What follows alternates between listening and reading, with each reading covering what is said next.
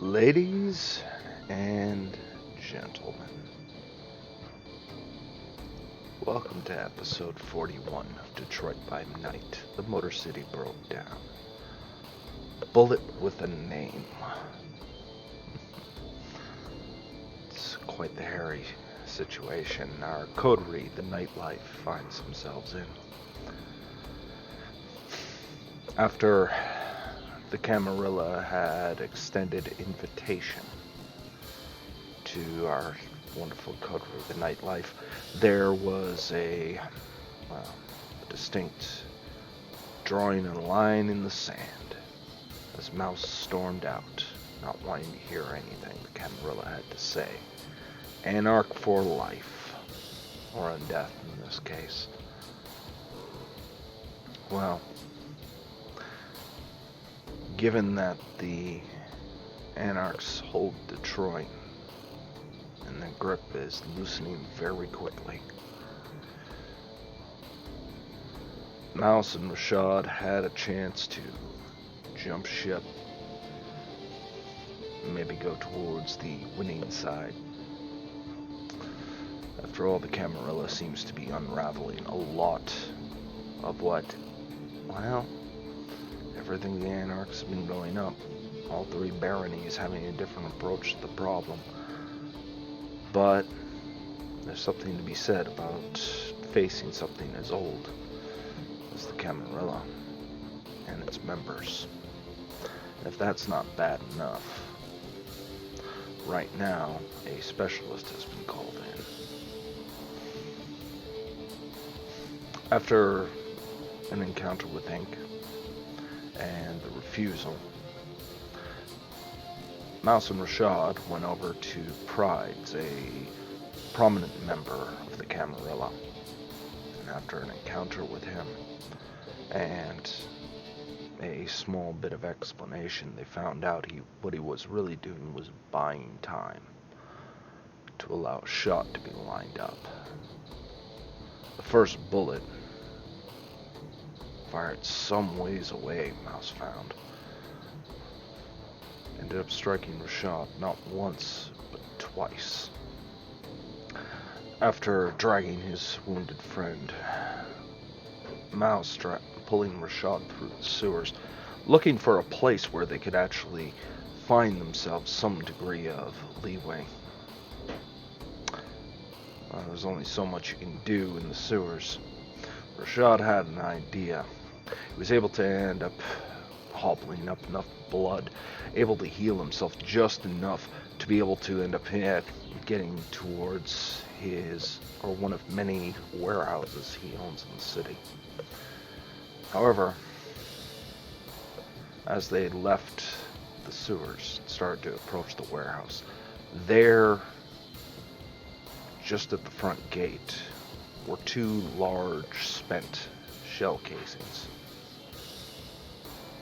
with X's and O's written right down the side, scratched right into the brass. Hugs and kisses.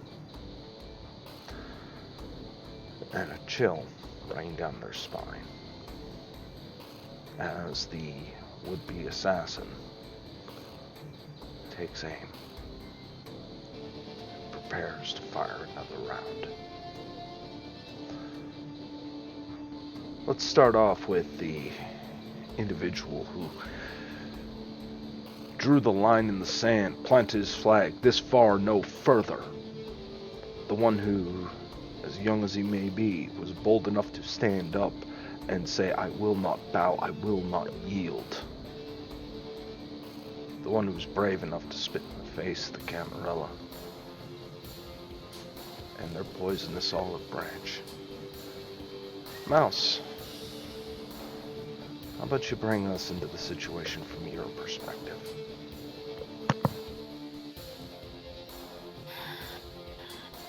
Ink seemed polite, but if there's anything that Gutter has taught me, is that the Camarilla will lie through honeyed words to try and get you to see and believe that they are not the slave drivers that they are. That every young kindred is subject to the opinions and the notions of those who are older. And I'd be lucky if someone new came along that I could do the same to. I don't believe in that. I believe in equality. That every kindred, every person has a right to their own life, their own freedoms, and their own pursuits of their happiness, whatever that might mean in a kindred society.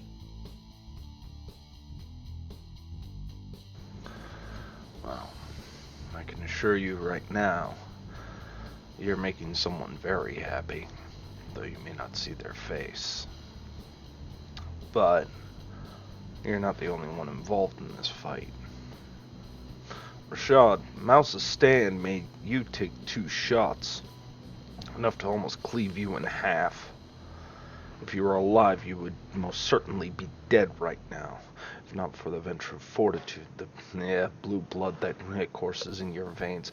You would certainly have perished. You're wounded, on your own ground at the very least. But the owner of Seraph Securities isn't doing too well, hanging on by a thread. While in the sniper scope, what is your thoughts? What is going on in your head and how this all came to be?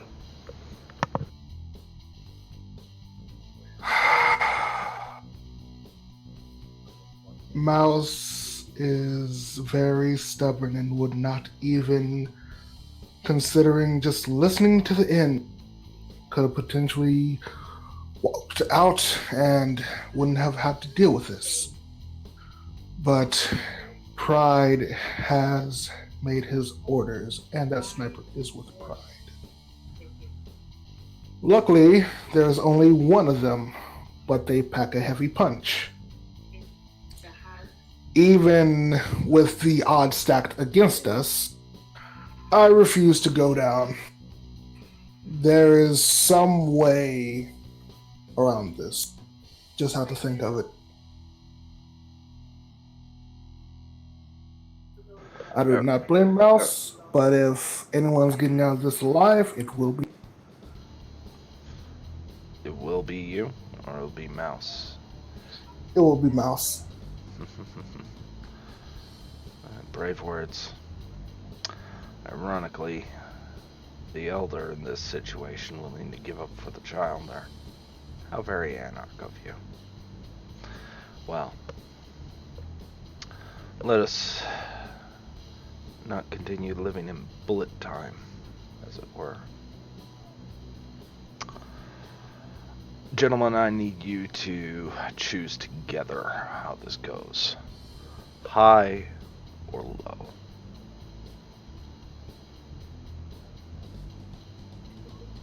What's your thoughts, Mouse? I always go high. Then high it is. Okay. Mouse, you know that twinge when you're looking at bullets? Mm-hmm. They were waiting for you. And you're standing out in front of the gate, the warehouse not more than maybe 50 feet away.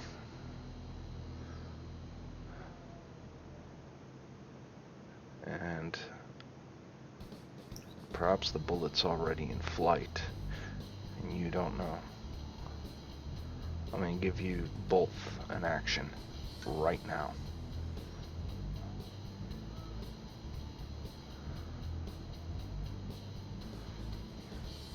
I want those bullet casings.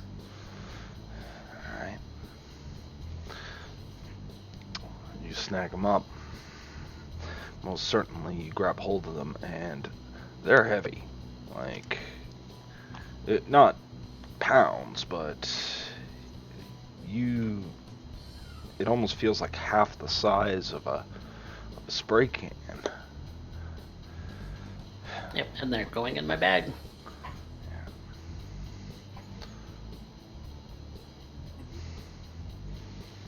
My action is going to be... Okay.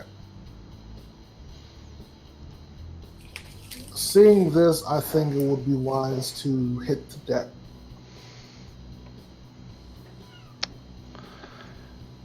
And that's going to be plus 3.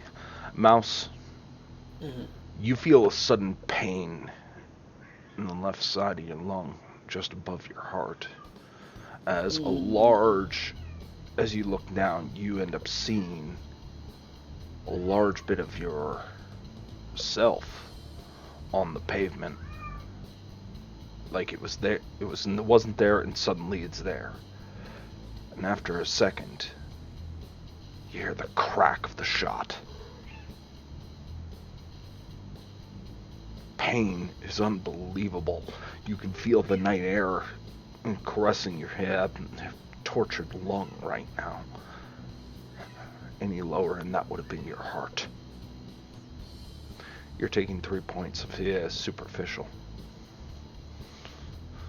I have felt like this before, just before I was embraced. This is not fun. Rashad, you end up diving for cover, and it's at that point you end up seeing blood splatter on the ground. What's your current hunger? My current hunger is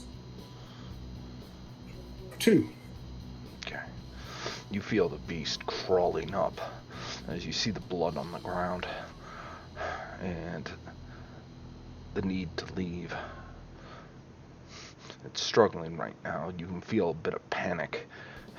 You're not at a point of frenzy check yet, but you can definitely feel the threat of it. And you can see Mouse is wide open and injured. Is this how Mouse felt when he was looking at your battered corpse? I have to wonder. We need to move quickly.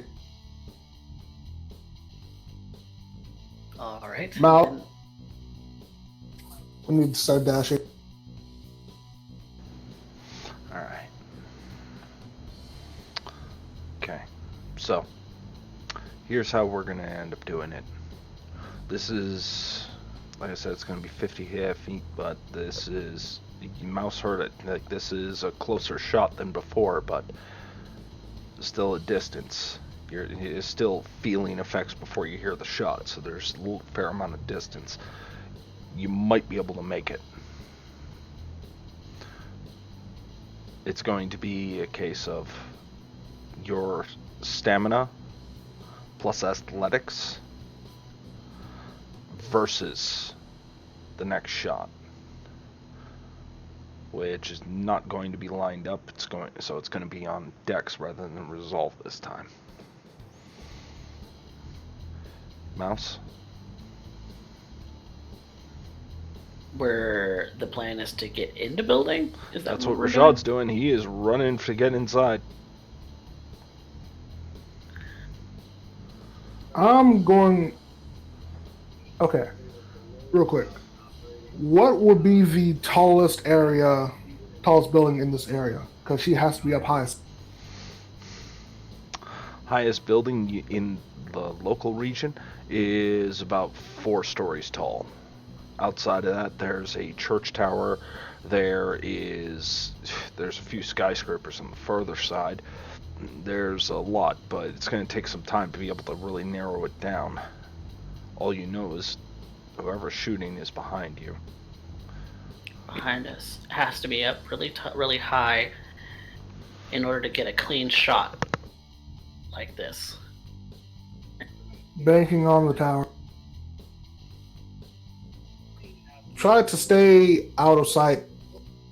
Well, behind cover when you're running to the building. Okay. If that's the case, I'll give you both a +2 to your stamina and athletics if you're guesstimating right. Yep. Okay. I'm gonna guesstimate that where that is and see about running to the building. You said stamina athletics. Yep. Mm.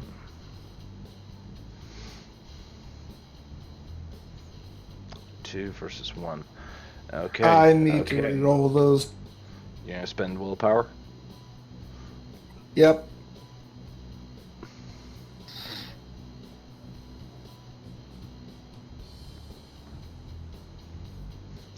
It meets, but it doesn't beat. I think we would agree that the shooter is the aggressor here. Yeah. So you lost by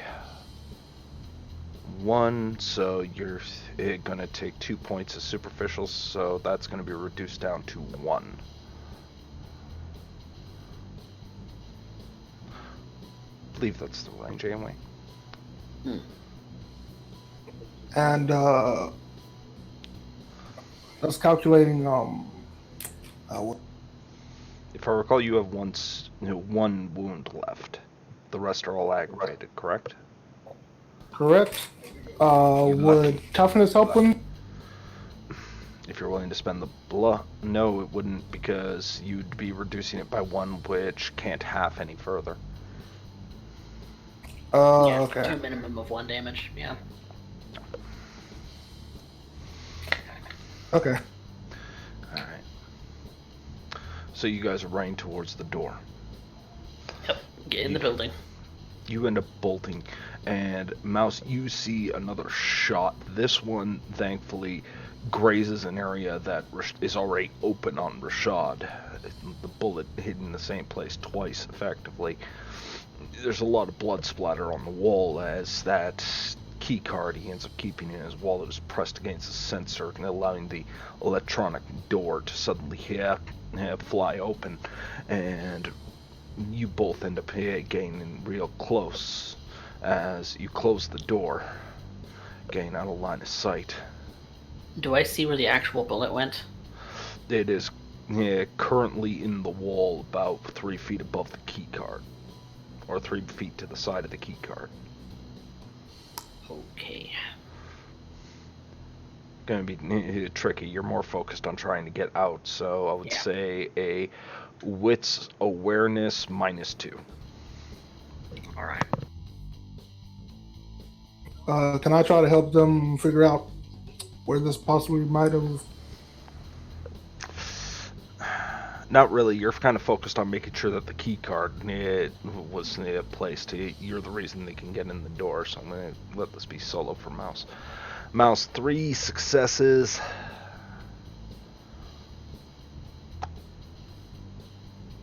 Might be the church. If he was at the door and it hit the key card on the right-hand side and it's 3 feet further right, that would probably mean that they're shooting a little bit more from behind you and towards your left when you're facing the door. It cuts at least half the neighborhood down. Okay. That's a thought. And get in the door and kind of take a breath out of habit. You're finding that it's really weird to feel air coming in through your chest when you're trying to inhale. It's not really coming in through your esophagus. You have exposed lung. Oh, that's weird. Oh, that's weird. That's really, really weird. All right, what do we do now? Well, okay.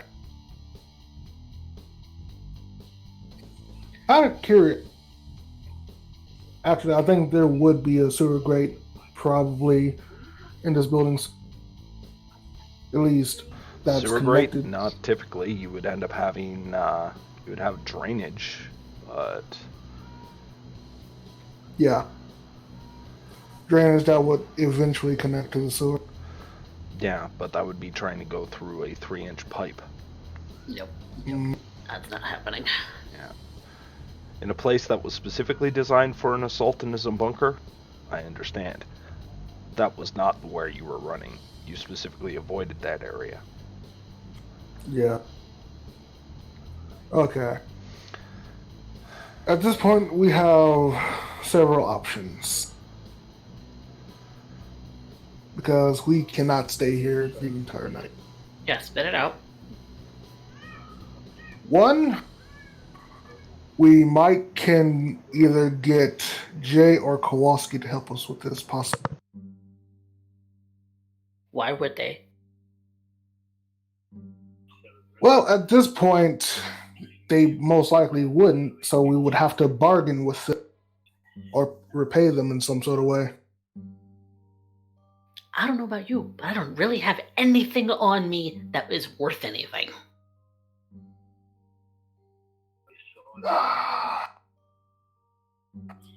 Boons are a thing in this matter.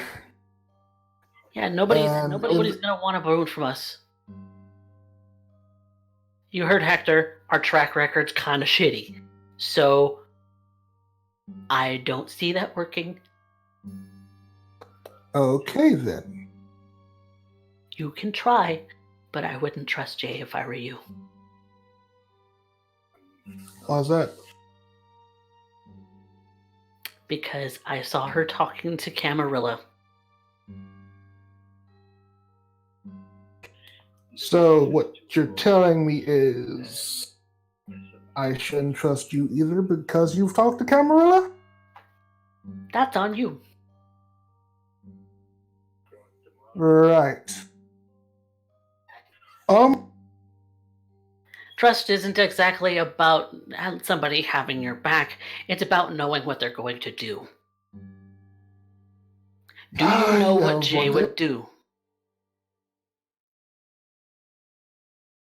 At this point, not exactly. There you have it. The other option is I could call someone to possibly help, but they might not get here in time. Who are you thinking about calling, Rashad?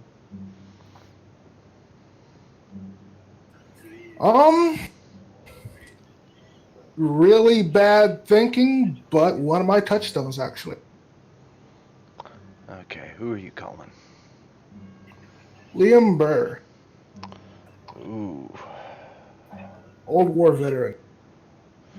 Janitor these days, if I recall. Mm-hmm.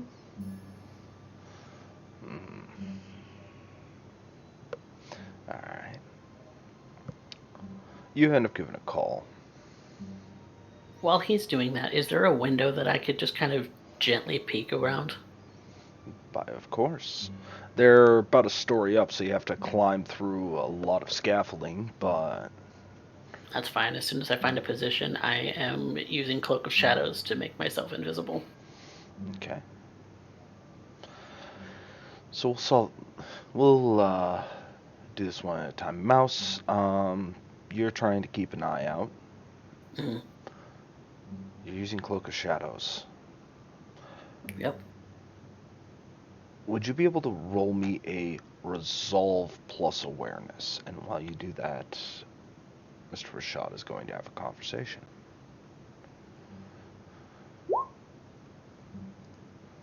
I'm willpower. Okay.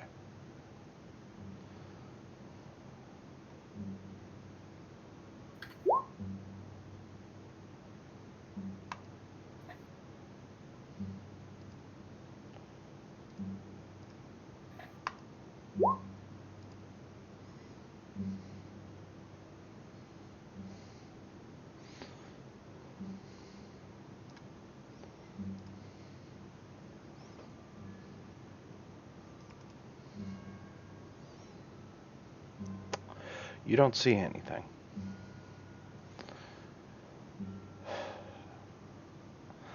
Rashad, the phone can't pick up soon enough. You hear it ring 4 times, and you're about to hang up and panic, maybe to move on to the next option, when Liam picks up. Well, hello. Hey, Mr. Seraph. How can I end up helping you? Out of curiosity, Mm-hmm. with your old war stories, have you ever dealt with a sniper, perchance? Oh, well, yeah. Back when, in my day, when Charlie ended up putting us in here, boat, there's been a lot of problems. Uh, More often than not, when you're ambushed, you end up charging. But when it comes to a sniper, you pin down. You need to end up either waiting it out and expect them to move. Bastards, you're never sure when they're gone. That's if they're good. That's a rough situation. I remember back in my day, and he starts going into this very long-winded story of how he was pinned down in the jungles when ever his friends would end up going. He was stuck in that hole for 7 days. Had to, you didn't bother to end up going to the washroom. You just went in your own pants. All these disgusting bits saying whatever it took to not put your head up. As he's describing this, Mouse is currently, well, seems to have disappeared. You saw him climbing up to the rafters closer to the windows. Out of curiosity, how good are you at counter sniping? Or were, anyway? Mm-hmm. Mr. Sheriff, I don't think I like where this conversation is going. Just a hypothetical question. 250, 300 yards. Pretty solid back in my day. Okay.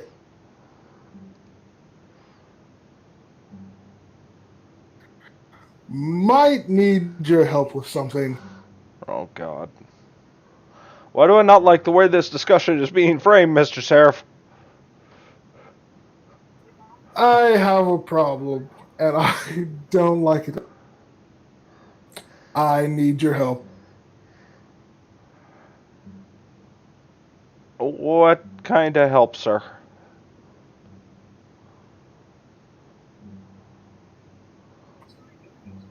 I am currently being hunted by a crazy person.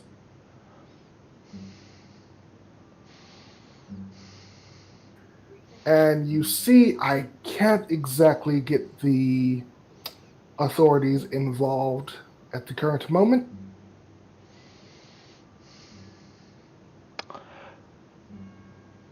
You kind of hear a tone shift in his voice. Coordinates, sir.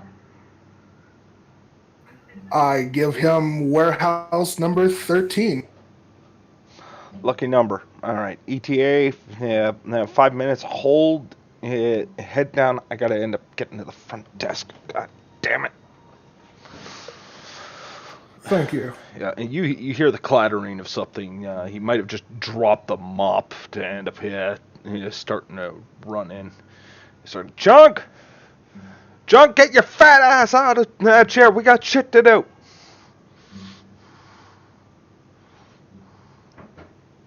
Oh my god. And it's at that point he's going to end up he is going to hang up the phone, as he has no time to separate. That being said, Mr. Seraph, I'm going to need you to take a stain, as you have just asked for a touchstone to put themselves in danger. Okay.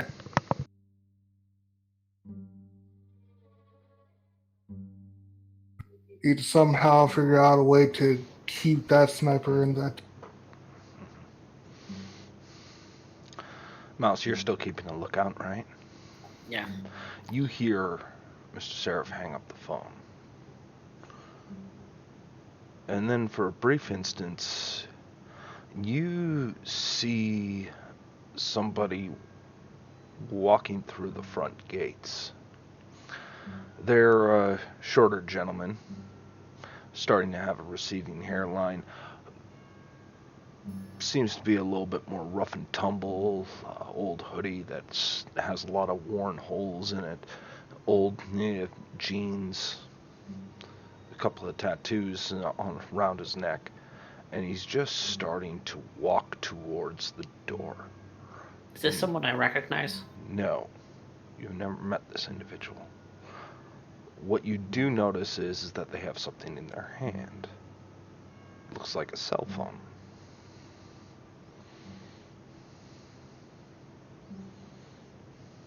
I quietly, with weight of a feather, go down the rafters, or jump down, either way, and whisper to Rashad, "Who are you expecting?" Well, by my estimations, 2 people. What do they look like? I'll give the description of Liam and Chunk. This Is doesn't that the match person? any of them. We've got other company. We need to hide. Okay, then. And I want to go back up to rafters, but I don't. Yeah, I do. I want to climb back up and get in a position where I can cloak of shadows Okay. and be mostly hidden. You manage to get back up, and you look as this individual just staring at the door walks up to it. And 3 big knocks. Bang, bang, bang.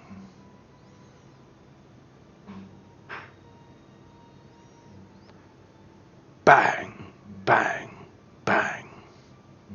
I'm going to sense the beast on this person, if I can still see them. By all means. It's a little tricky. You kind of got to lean your head a little higher up. Maybe you're uncomfortable. You're hoping your cloak of shadows is holding out. If this person can actually see you, you've seen people being able to look through cloak of shadows before, so That's true. it's risky. But it's worth the risk. As far as you can tell, this person is human. It's versus their composer subterfuge, if this is someone As far as you can tell, this person is human. I don't like it. I don't like it. Bang, bang, bang.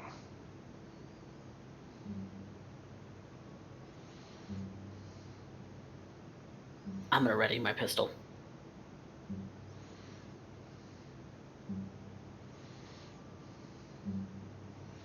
And the window's not open, is it? No. You can see a lot of mesh on the windows. This place is meant to be secure. At least from basic looters. I'm zipped all the way up. And try to echo my voice in a way that they can't tell what direction it comes from and say, "Who is it?" Bang, bang, bang.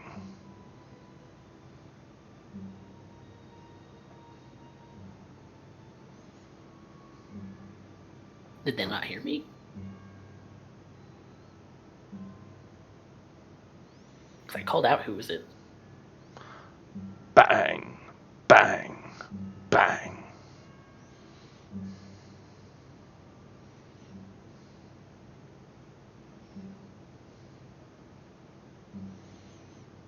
I almost want to call out who's it.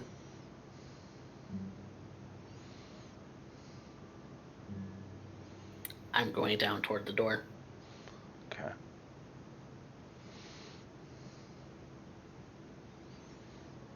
You go down towards the door, and as you're getting closer to it, maybe you jump a little when you hear that another time, this monotonous bang, bang, bang of the individual standing outside.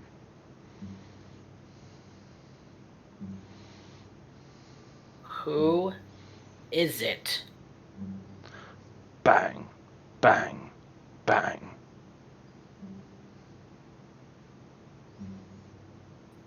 Did Mouse give me the description of this person? don't know, did you? I don't recall him giving you a description. I Yes. asked you. You I asked for the him for description of people. descriptions. Yep. Okay.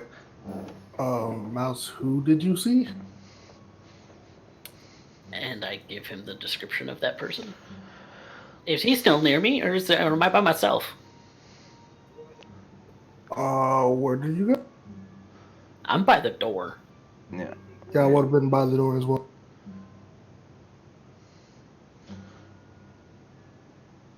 Bang. Bang. Bang.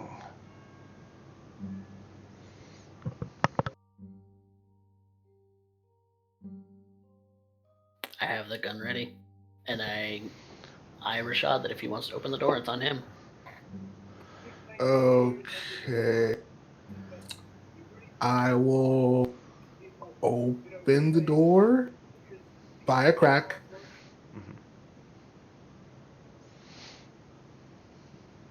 And I say to the person who's there, don't move.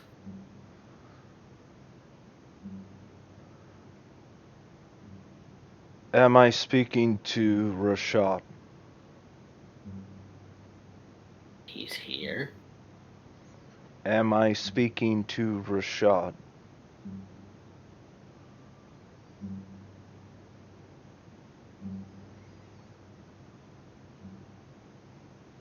Rashad?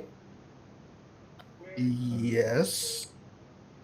He stretches his hand out quickly with a cell phone in it.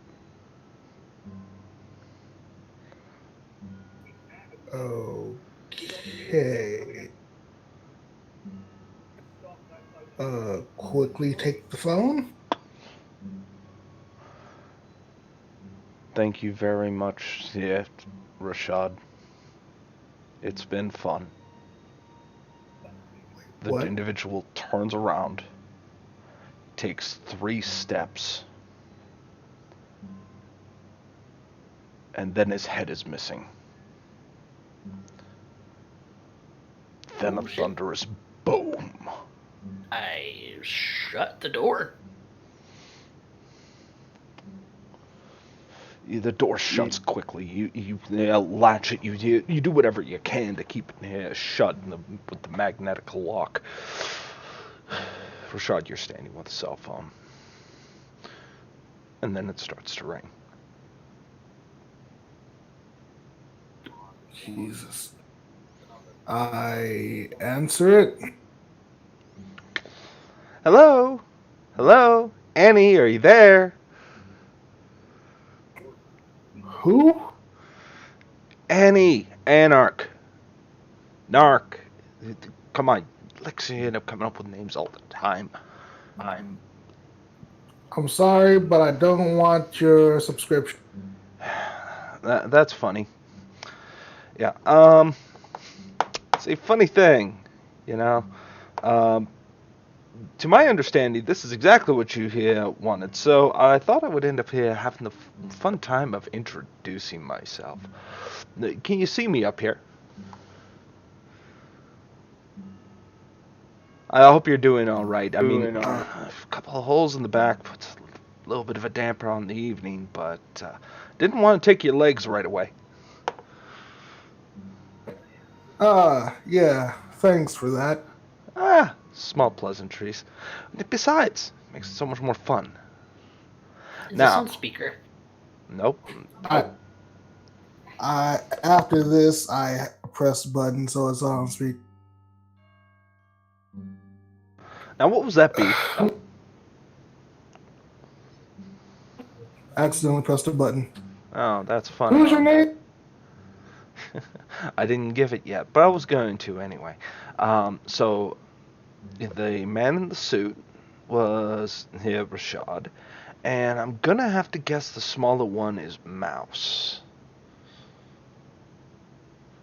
Your file's quite a read here, Mr. Seraph. I gotta give it to you. Normally, I don't get this much prep when I do it, except a job, but this one will do just fine. They call me Deca. How you been? I hope you're having a fantastic night. Just peachy. Oh, that's fantastic. I wanted to end up having a chance to talk with you and kind of give my condolences and all. I'm just more curious. Were you planning on waiting me out in there? Is I can just burn the whole building down with you two in it and call it a day. I mean, that was the initial plan. Okay. I guess I can smoke you out. That could be fun. I'd rather you not touch my property. Oh, I don't have any intention on. I'm just tending to put you both in the ground, but I wanted to end up having some fun with you until then. Yes, I always love games. Fantastic. You're going to love this one. Okay, so we end up having you on the phone.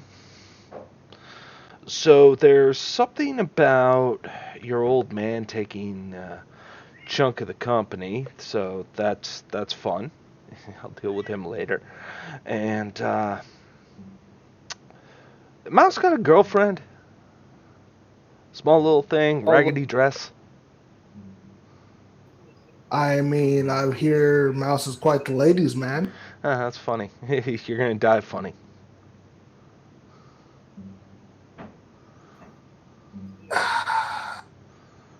Maybe, I don't know. Yeah. As far as I know, he's talked to your prince, and people think that those two are a thing. Oh, that Is isn't it? that just cute? Well, it could have been. It's real adorable. It is. Yeah. Now, regardless what happens here, Rashad, I just want you to know, don't lose this cell. Someday I'm gonna want to end up calling you and checking how you're doing. Because this isn't gonna end tonight if you get out of this. I'm gonna keep making you two my own personal hobby. Do you understand that? Because I got all kinds of info on this little tidbit. I mean, I got employee records. You live quite the public life, Mr. Seraph. Good masquerade. Terrible tactic when you're here dealing with somebody who wants to end up taking you out. Which also reminds me, are you really attached to that building with all the glass and the concrete work you had done too long ago? Maybe. Okay. Well, sorry for your loss. I just want you to know I'm going to take everything you have and I'm going to burn it down. I'm going to slice it up and mail it to all 50 states. And the reason I'm telling you this is because I want you to marinate on it. And I want you all to remember that you've had this coming. I have to say, this might be West postage. Might be. Plus side, and Mouse, it's at this point you see something. There was something that wasn't there a second ago, but there is a woman standing just on the other side of the gate. She wasn't there like 2 seconds ago, and the only reason you know now is because you can see a chunk of fire in her hands. It looks like some kind of Molotov.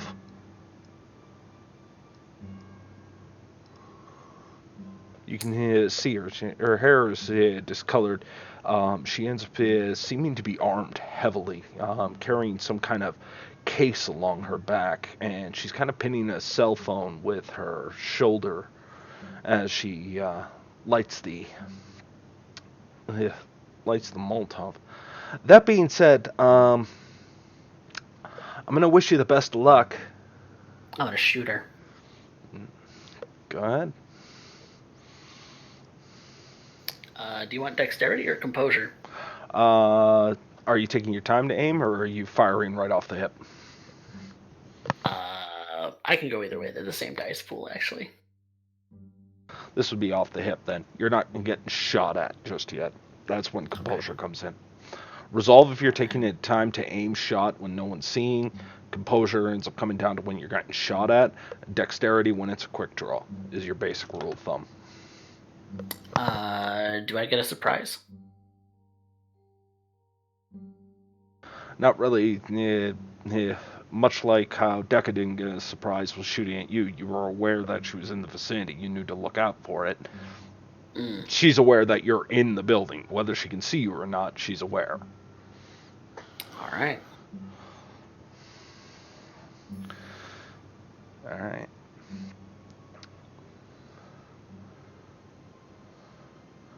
So, got 2 successes, and this is going to be athletics plus dexterity.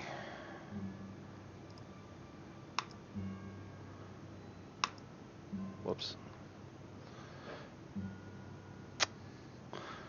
2 versus 2. Okay, so that's going to be a shot, and pistol, if I recall, is +1, but since it's fire, it's aggravated. The handgun I have is a +2 handgun. +2. Okay. If that's the case, you shoot, and there is pain. You see a large chunk as you end up having this moment where suddenly this person has a chunk of flame burst out of their back when you shoot them.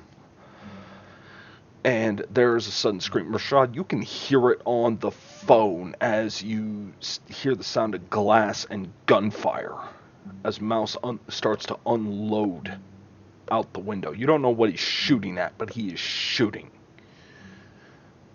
And it's at this point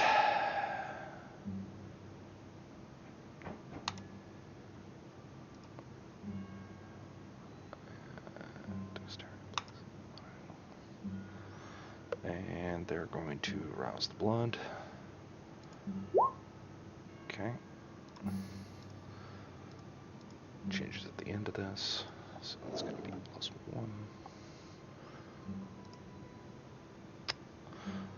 Willpower reroll. Well, I'm gonna shoot her again.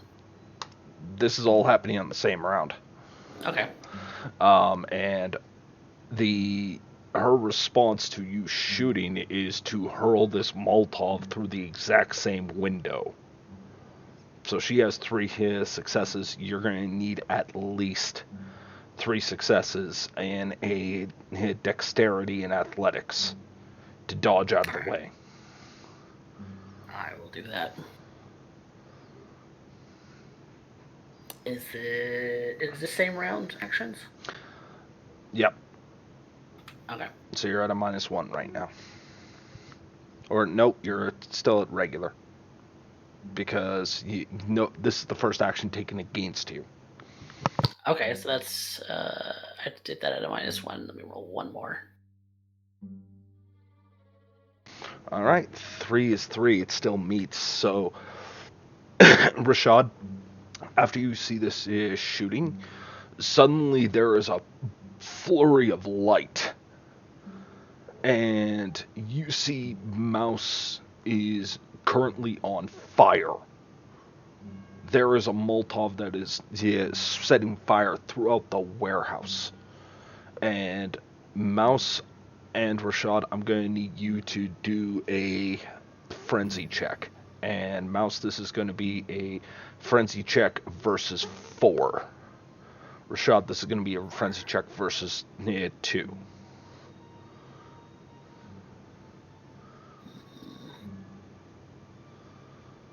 We recover willpower at the beginning of every session, right? That is correct. Okay.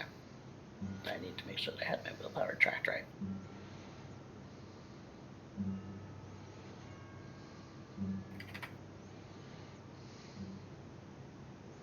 And that is correct. No modifiers.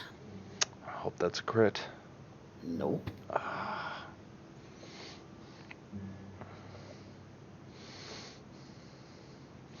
Rashad? One sec. I need a frenzy check.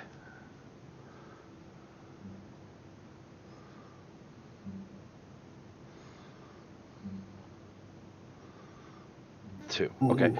Rashad, you do not completely panic, but you need to get out of here.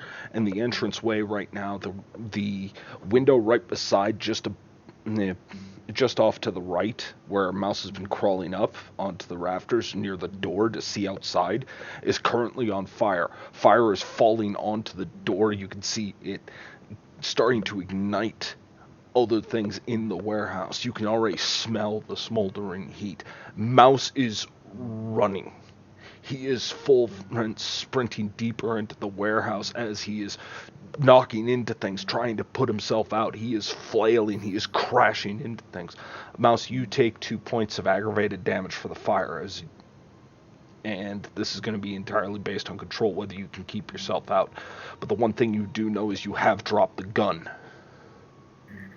Did I took damage for meeting? Because, no, remember, the active is the winner. The throw was the active. Yours was the dodge. Oh, She met that's you, fair. so she hit you. It's the same thing when you were shooting at her. Okay, that's fair. Yeah, I'm running. What? Am I rolling another frenzy check to regain control? Right now, this is all still happening in the same action. Okay. Yeah. Rashad, the phone has just gone dead, so the door's still locked. You have no sight from the outside, and right now it's lit because of the fire that is now starting inside. Immediately grab a fire extinguisher. Okay, so you're running to find a fire extinguisher. It's not particularly hard. You keep them in particular locations for emergencies. Not quite like this, but you are capable of grabbing. So that's going to be your action. All right. Okay. Okay. In my panic, I'm trying to shuck off burning clothes. Yeah, you're trying to end up. Well, you remember, the beast doesn't really understand clothes. It understands smother the fire by bashing into shit. Mm-hmm. So that's what it's trying to do, as it's Right. trying to get away from the larger fire. And at this point, Rashad, you end up hearing over the voice as you put that on speakerphone. That wasn't very nice, you two. I'm gonna have so much fun with you two. I did nothing. Remember that. And you make that plea, but you hear a hang up. And it's at this point you end up hearing nothing. No running, no nothing. The only thing you hear is the fire and the screeching of Mouse frenzying, trying to put himself out. So at this point, there is one action that is going to be said. And... well, there, one too many. Okay. Son of a bitch. Okay.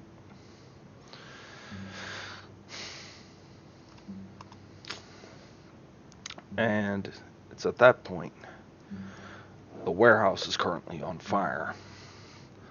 There is a frenzied kindred inside, and Rashad, you have a fire extinguisher. What do you do?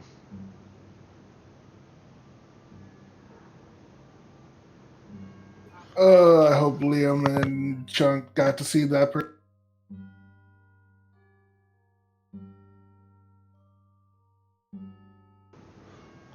I'm sorry, what was the question? What do you do? The house is on fire. The building's on fire. The front entranceway is on fire. And you don't know where this psycho is. Okay. First off, point the fire extinguisher at Mouse. Stop him from continuously being up. All right. So I need you to, I'm gonna end up using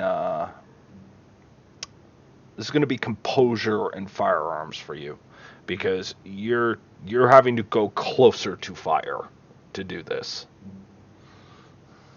Okay, I sadly don't have firearms, so that's just straight composure.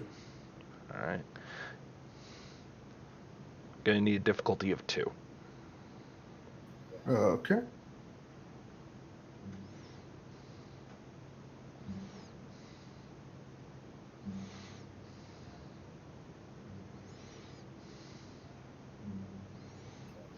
Where is it? Here it is.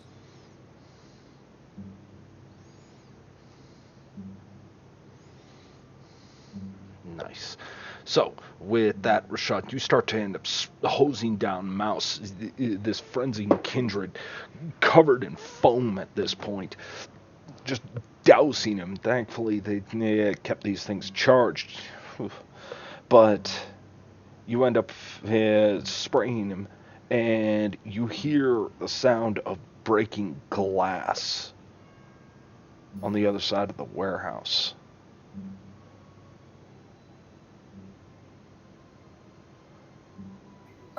Mouse, get the gun, find her, shoot her again.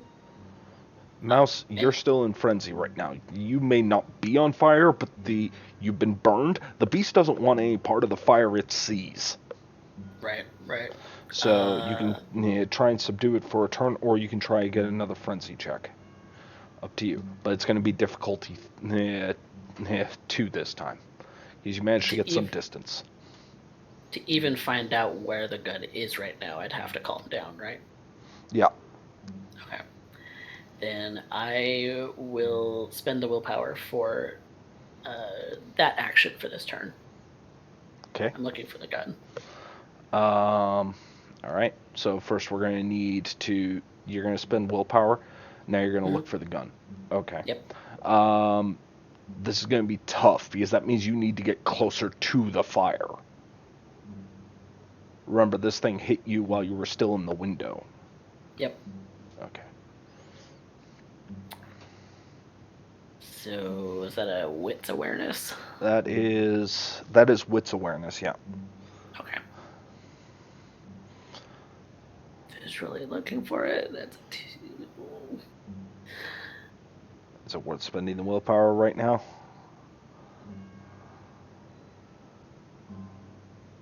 Right this second? Nope. Okay. You don't see the gun.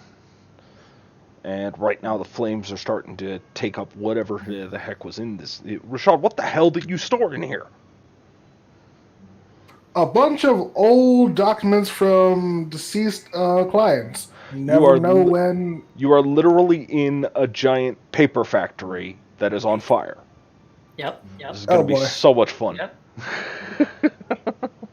So. Yep. You see Mouse start to approach the fire, and then something rages really quick, and he's like, "Nope, it's not even worth it right now. Let's go." Rashad, you start to run towards the back. You're pretty sure you have a way out, but it's at this point I need you to make me a wits awareness. This is going to be difficulty 2. Okay.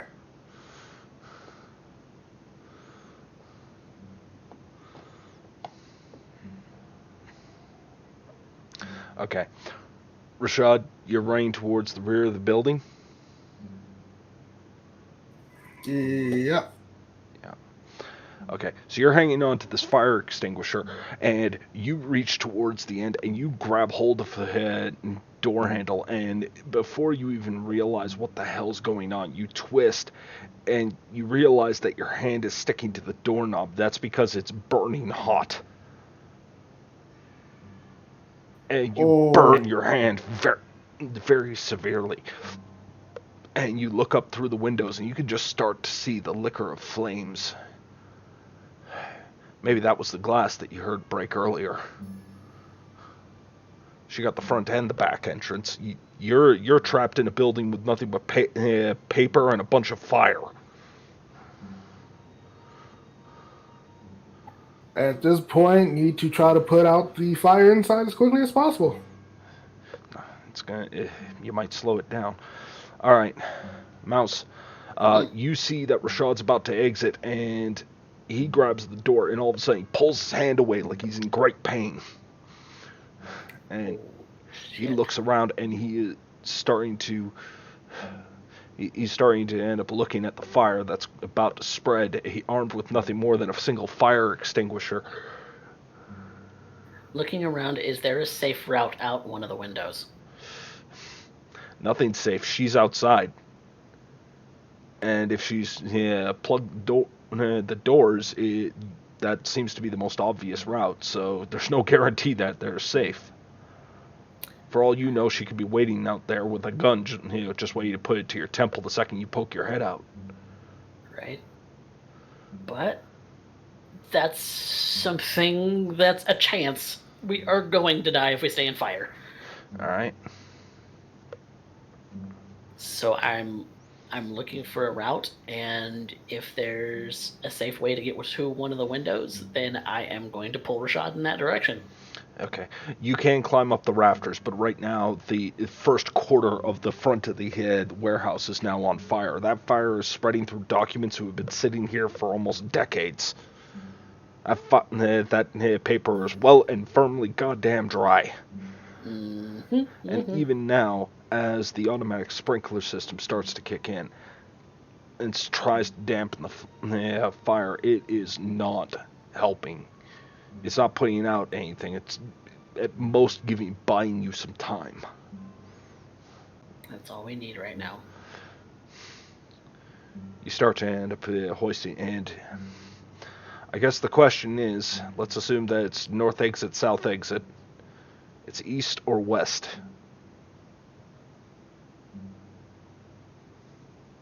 West. West? High or low? Let's go west. Am I deciding, or are we both? It's up to you. You're the one who's leading. Low. Okay.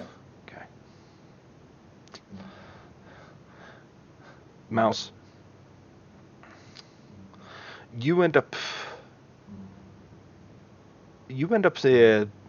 coming out, and you end up breaking the window. You're kicking it, you're scratching it, you're dragging Rashad. Rashad, you are climbing up these a torn suit. Your body's barely holding together. You really only have one good arm, and that's the one that was holding the fire extinguisher. But goddamn it, you're trying to end up climbing out of here. And Mouse, as you start to end up pulling him out the window, you end up both getting down to the ground. It's at that point you end up hearing the sound of a gun being cocked. Assault rifle, pistol, and guns are aimed directly at you. As you turn, And we're booking it out of the way. at that point, you end up seeing a familiar face, Rashad. A grizzled old man. And a very fat chunk of lard carrying a pistol in his old security jacket. And you see about 10 other individuals, each one brandishing Seraph Securities, pulled up from various job sites, looking after they have pistols drawn.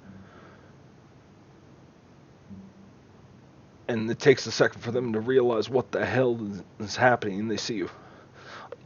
Oh my God, sir, we gotta get you out of hospital. Oh God, Mouse, is that you? Can't read you under all the foam, says Chunk.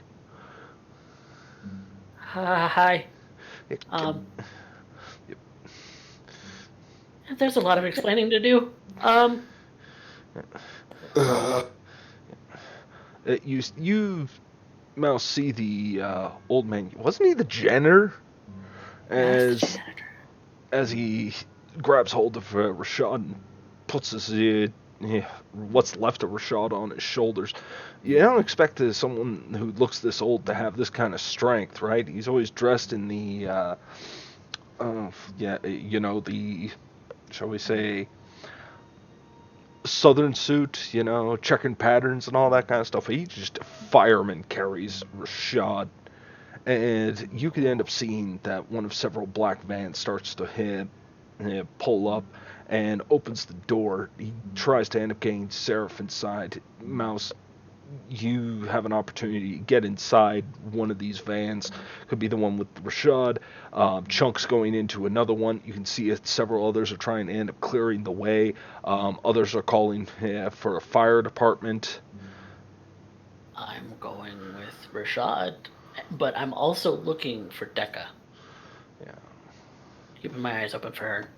All right. Yeah, where is she? Okay, this is going to be a very difficult one. This is going to be more of a wing it. So we're going to do this. This is going to be Dexter.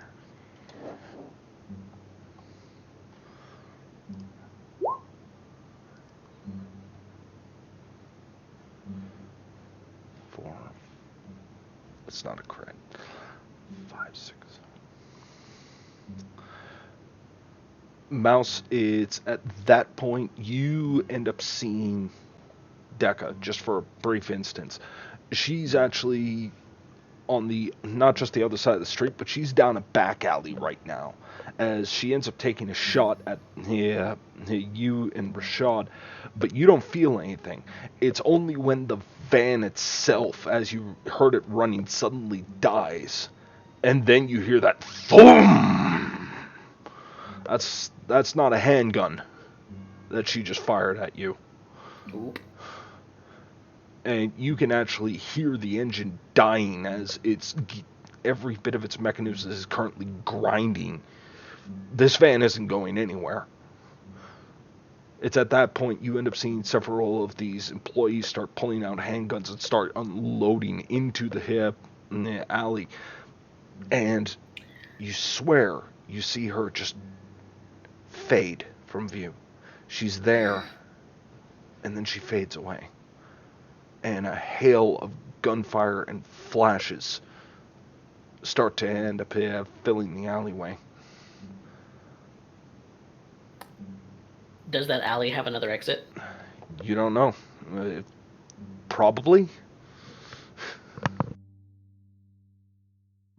Oh, I'm so tempted to go chase her down. I mean, might not get a better opportunity at this point. She's still new to the. Yeah, I'm going to dip Mouse? behind something, obfuscate. Mouse, just as a point, Mm-hmm. you're in front of a bunch of mortals. I want you to be clear on this decision, okay? One. Second of all, you just watched her use obfuscate. How do you intend to track her? Oh, yeah. Fuck balls, mother bitch. I just want, because I know Mouse is smart. Even when he's flustered, he's smart. So I have to ask, if you have an idea on how you're going to do it, by all means. Also means I gotta do a rouse check and I get a reroll. No, okay. Shit. And so the only thought that I have would be to try to outsmart her if I know the area. Okay. Real quick. Go ahead. Wouldn't there be blood dripping on the ground even if she is obfuscated? Like, wouldn't she be leaving a trail still?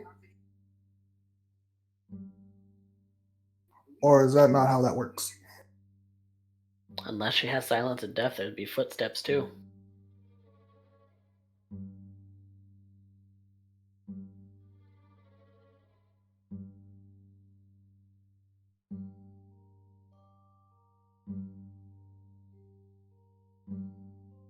I'm not hearing you if you're saying something.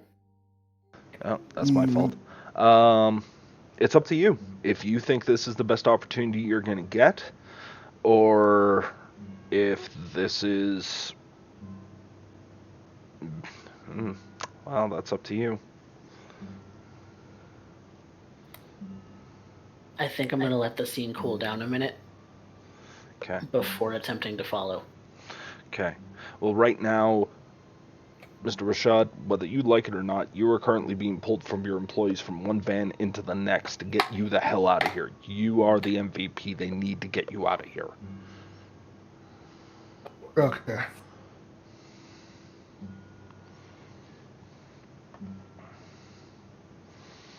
Thinking about it, though, do I know the area enough to be able to know where that alley leads? Yeah, it would lead into the next street. You have plenty of streetwise and intelligence. You're pretty knowledgeable about the city. You know that it ends up going in, and you would end up knowing that once it ends up going there, there's a few alleys that can be taken, and there's also some major intersections that can be taken. Okay. Taking that route, what are some likely safe havens in that area? Roll me a wits plus streetwise. All right.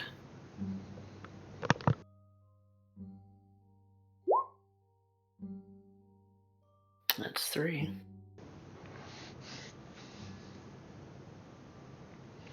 All right, so you're saying his safe haven. So are you talking about places to spend the day? Are you talking about places to feed? Are you like give me an idea of what you think she's trying to do? Feed and recoup. Feed and recoup.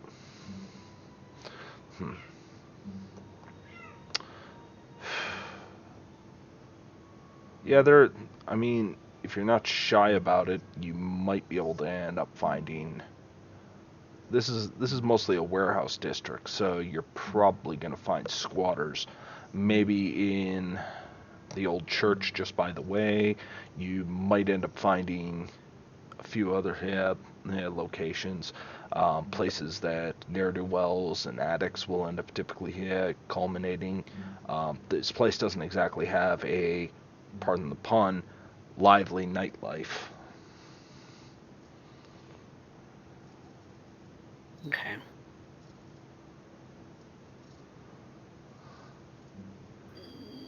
Okay.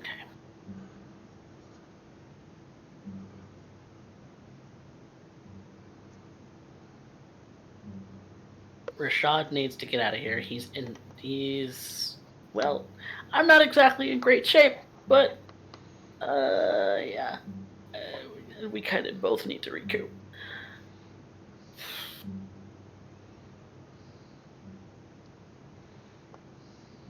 Yeah, I'm going with Rashad. I'm not. I'll come back to this at some point.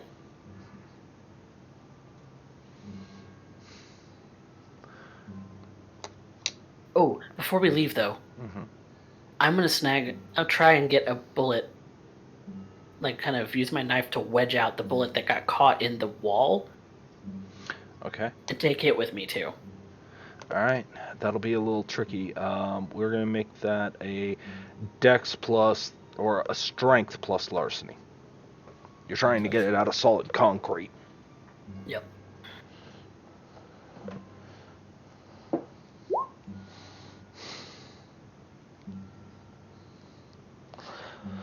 I'll tell you what. Mm.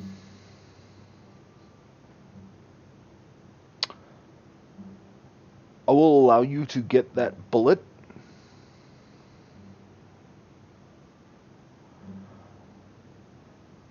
But in doing so,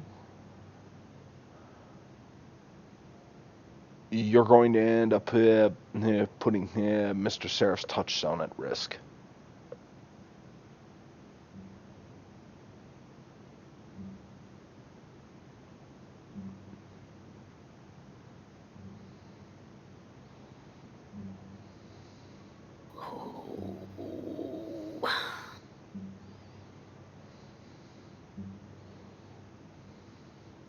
Mm, I need it.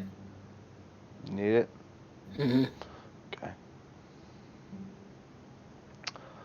You rip at this concrete. You're using your fingers, which are starting to, maybe that bit of potence latent inside the Nosferatu blood starts to yank it out, and it is heavily mushroomed. When you pull it out, it is actually ripping out chunks in concrete, and there's pieces that are shattered in your hand. Some pieces you're not sure where the concrete ends and where the brass begins, but I mean it's still warm. You can see that a few of Mr. Seraph's employees are currently spraying the place down, trying to end up keeping the whole building from going up, as there is a strong pull on your shoulder. You end up seeing Chunk. Mouse, we need you to evac here. We're going to end up getting you someplace safe. We need to end up getting to a safe house, and we need to end up getting you out of here. Right. Yeah, come on, young man. Come on. And I go with him and I stick that bullet in my bag. Yeah. It's at this point, Mouse, you enter one of the vans. You're in a separate van than Mr. Rashad right now. Mr. Rashad, you are across from Liam. Chunk is currently in a second van. You can see that there's more than a few that leave at the same time, though. Rashad, you know this to be VIP service, trying to make sure that several similar vehicles are leaving at the same time makes it a lot difficult to keep track of which one's which. Mostly for your own protection. Yeah. And somewhere out there, even though the night is growing late, there's an individual out there who has now dedicated themselves to hunting you. You see many of your employees right now are set, but it is not an easy acquisition for them. See, a lot of them may have their licenses, but they've never had to shoot. And they're not sure what they were shooting at. Most of them don't know what the hell is going on. Certainly no idea as to what you are, or what the hell they've just seen, as their employer has been shredded and still walking in front of them.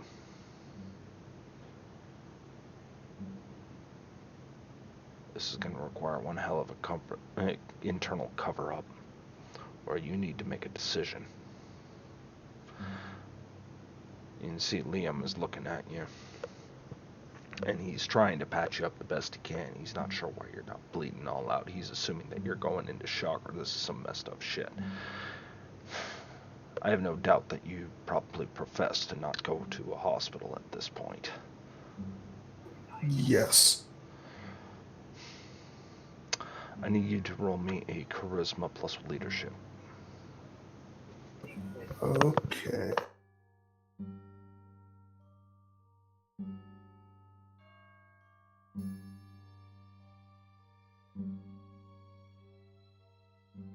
Three successes is pretty solid, Mr. Seraph. What are your orders? This needs to be covered up as quickly as possible, and nothing about this gets. And I need to be taken to a safe bunker for the time being. Well, Mr. Seraph, there is nothing safer than the one you had us install down below, so I'd have to end up saying that probably be it. We built it for a reason, right? Right. Alright. Yeah. Chuckles, take us home. We'll get you patched up. I'll send a nurse to take a look at you. Oh, God. You can see that Liam is struggling to make sense of what he's seeing, but he's trying not to go back to those flashbacks. The reason he's a janitor now rather than a higher clientele.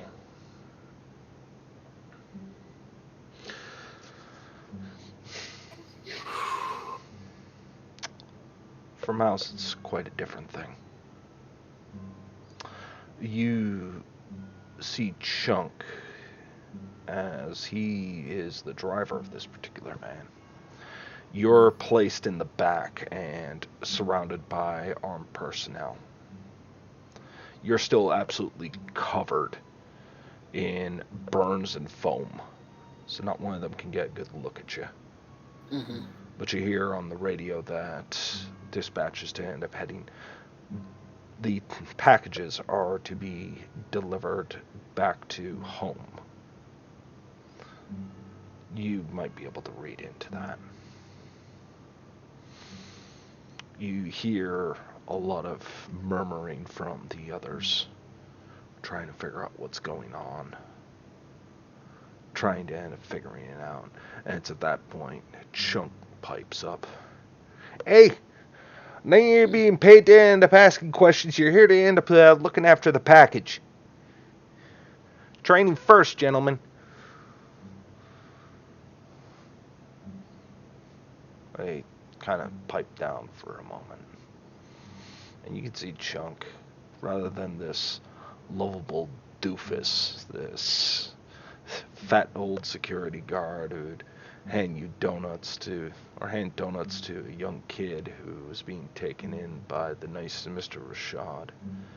And what you see here is a very out of place professional demeanor. That streak of somebody who takes their job very seriously. Chunk continues to end up driving the van. Eventually. I just sit quietly. Eventually. You end up managing to end up making it in. You are armed guard escorted down to Rashad's bunker. Security is tightened. So much so that Chunk is no longer at the front gate, but has now insisted on staying at the bottom as the driver and personal security measure for Mr. Rashad.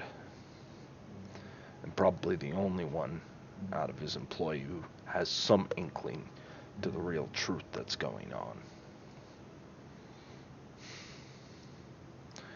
He stands at the door as you two are brought into the lounge portion of this underground bunker, with several rooms well lit and even an artificial skyline installed just to make you forget, at least for a bare moment, that you're buried several hundred feet beneath the earth.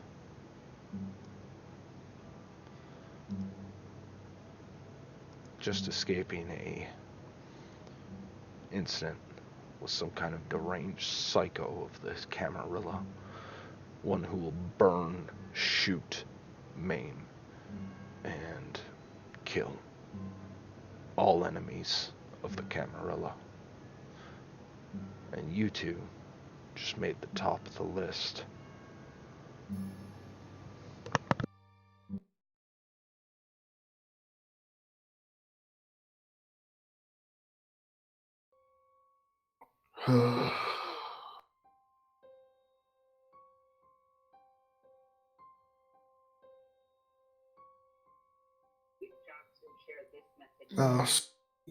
What?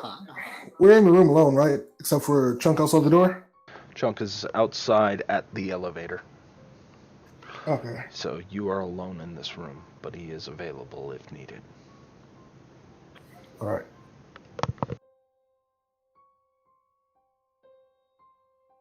Well,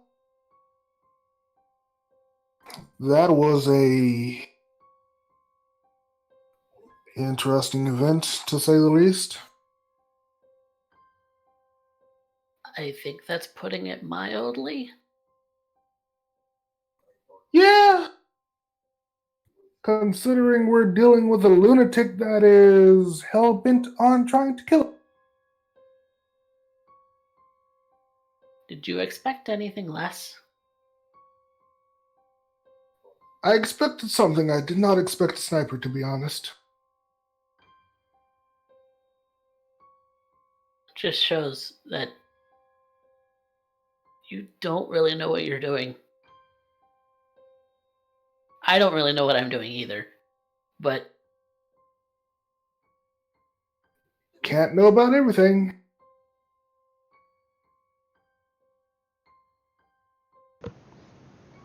How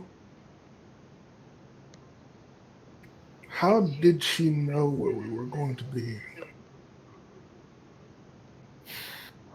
I don't know. Maybe she's got friends, like we were suspecting. Or maybe she's one of those people who could just tell things. I don't know. I wouldn't know.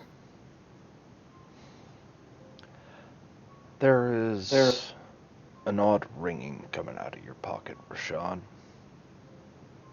One you've only heard once before. Tonight, in fact. Which is really weird because you shouldn't be getting cell phone reception down here. Huh. I kind of reach into my pocket to grab the phone.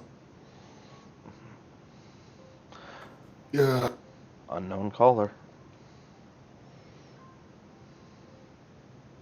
I put a finger up to my lips to then answer the phone, putting it, not having it on speaker at first. Okay, you're keeping it off speaker or on speaker? On speaker until I know who the voice is, then turning it on speaker. Okay. Hey, Annie! Hello, Aww. Declan. Still alive and kicking. Well, kicking anyway. See, I knew letting you keep your legs was a good idea. You didn't tell me that the kid was a shooter. You didn't tell me you had Molotovs, so Well, equivalent information. you improvise when you gotta. But I did tell you that, I'd smoke you out. But you had to Well, call in outside assistance. Well done. Well done. I'm kind of curious. How many employees do you think need to be dropping dead before people stop coming in to help you? 20? 30?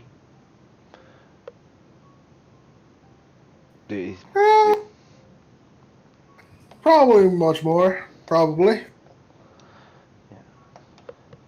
Well, But are you sure you really want to go through that much carnage? yeah, I'm pretty sure I do. I was thinking, though, I might start with that girlfriend of Mouse's. You know, the one in the horrible sundress, like 4 foot nothing, about his height. They must have made a really good, cute couple. Do I know who she's talking about?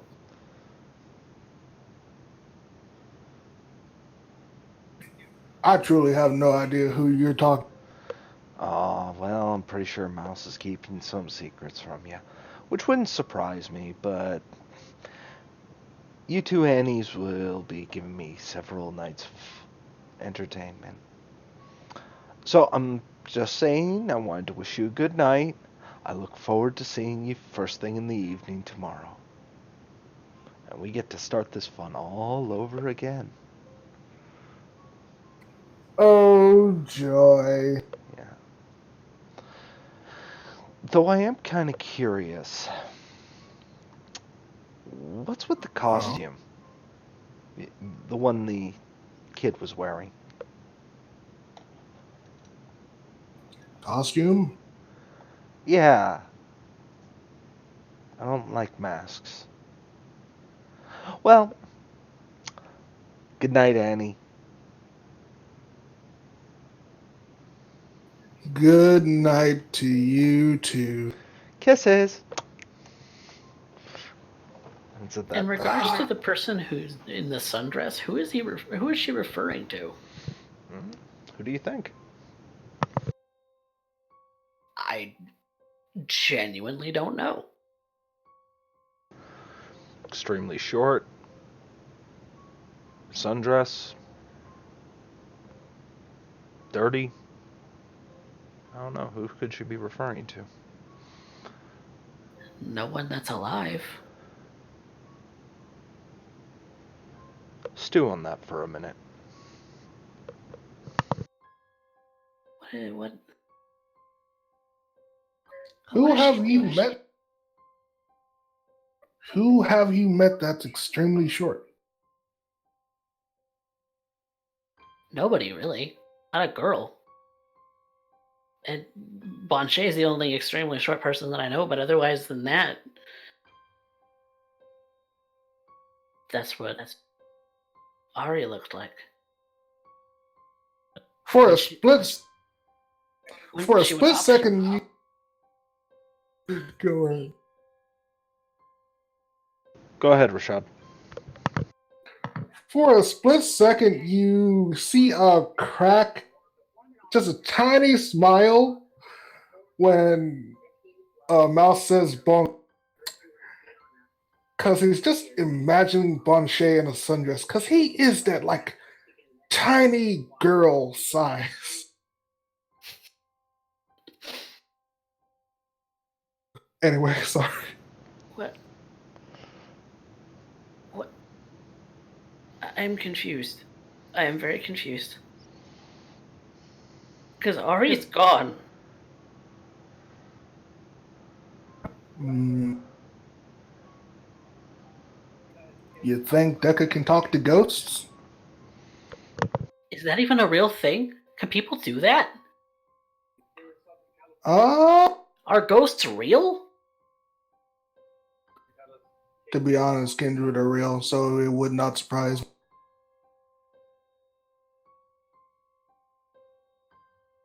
I am very confused. I am very confused. Would it be possible for me to, might I know someone who can talk to ghosts? Roll me a intelligence politics -2. Okay. Can I assist? Yeah, you can assist with the +1. Actually, real quick, Mouse, you have 1 dot in politics, right? I do. Okay, then yes, you can assist. Okay, so it would be -1. Yeah.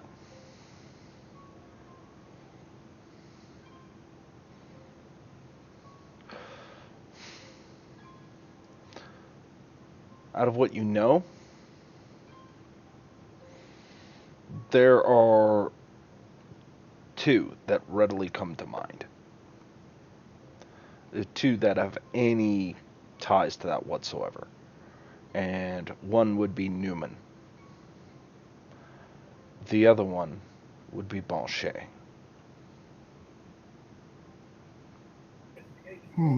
Those are the ones you know of.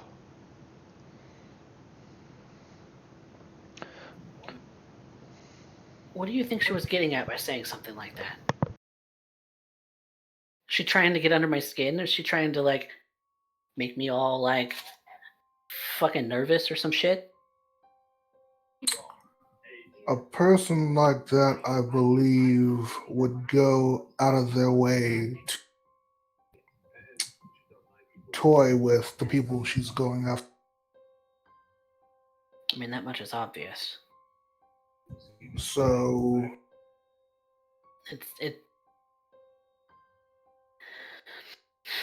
It's not possible.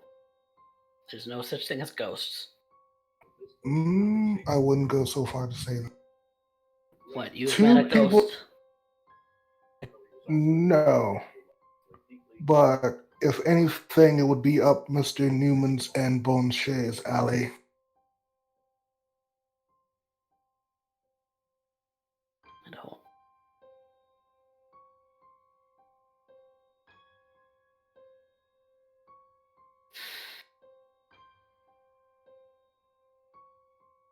It's not safe to go anywhere anymore.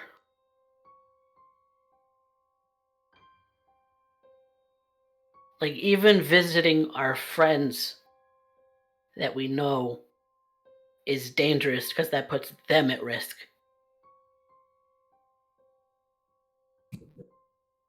We can't do anything hiding in this bunker.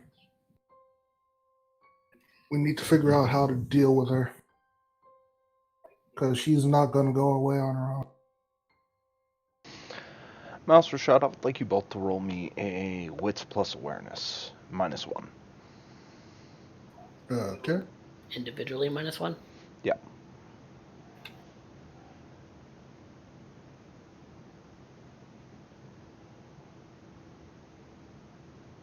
Mouse is kind of caught up in his head right now.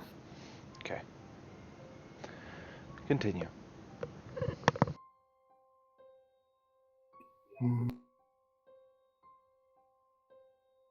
Oh, I should have been rolling that with 1 extra dice. For sight, unless it's hearing. This would be hearing. Okay. Then yeah, that wouldn't apply. Trying to think. So is that what you want to do? Like, I don't know what we're supposed to do. I don't know what she's trying to say.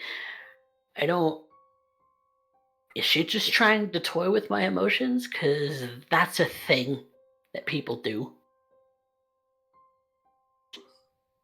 On that aspect, I'm not too sure, but we're going to have to investigate. And I'm going to have to get people to look out for a few of my friends and employees at this. Because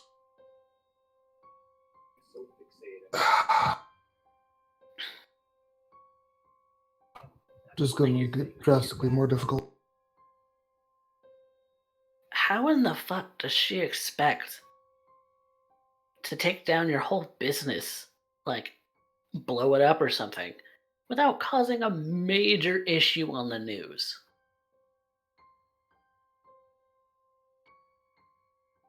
That's some big talk for someone who apparently regards the masquerade as the most important rule.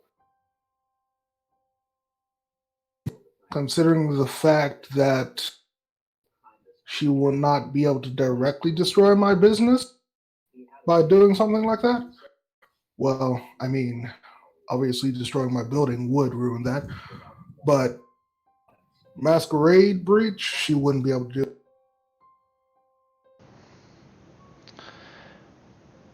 Rashad, Yeah. roll me an intelligence plus occult. Or no, a knowledge. Pardon, intelligence plus politics. Okay.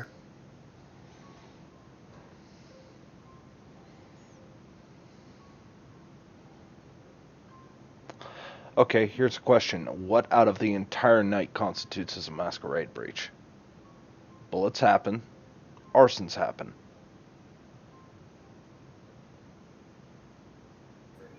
Oh boy. Oh boy. Everything she's done so far has not caused a masquerade. That includes setting my building on fire. Arson happens. Bullets happen. But snipers don't. Not in Detroit. We technically don't know who's all in Detroit. Even the police have their snipers, I'm sure. Yeah. Would I know that? Mouse, you would know that rifles can be obtained by the police and military. As far as masquerade breach, though, masquerade breach is evidence proving of supernatural events. True. And while it might be loud, so are terrorist attacks. So are gang wars. There is a reason that the conflict between the baronies isn't broken out into masquerade breach territory, because gang warfare has covered up a large portion of the violence. It's only escalating now. This situation can be misread a lot of different ways, especially if you got the influence for it.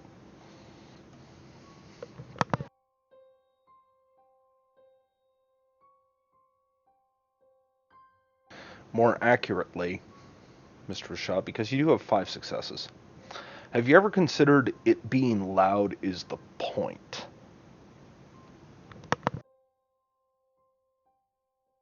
Hmm.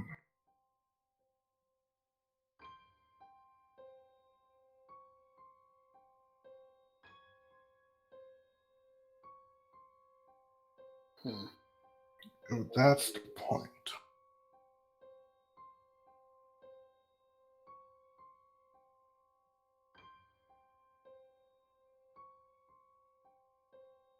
Having to put out that fire is gonna tie my hands for a bit of.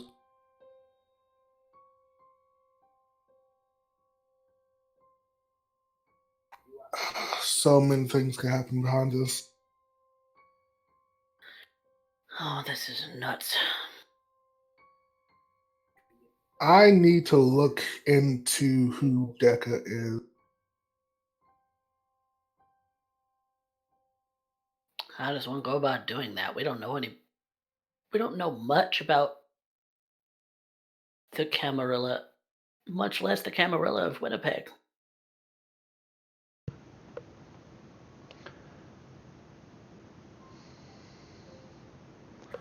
Would there be a way for me to somehow figure out who Deca is?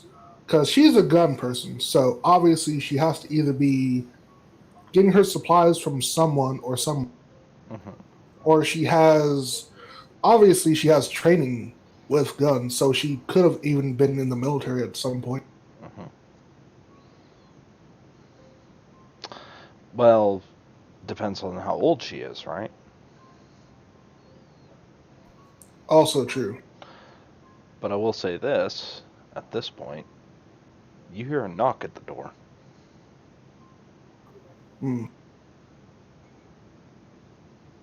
I take a look at Mouse, then I say, are you okay with being seen? Or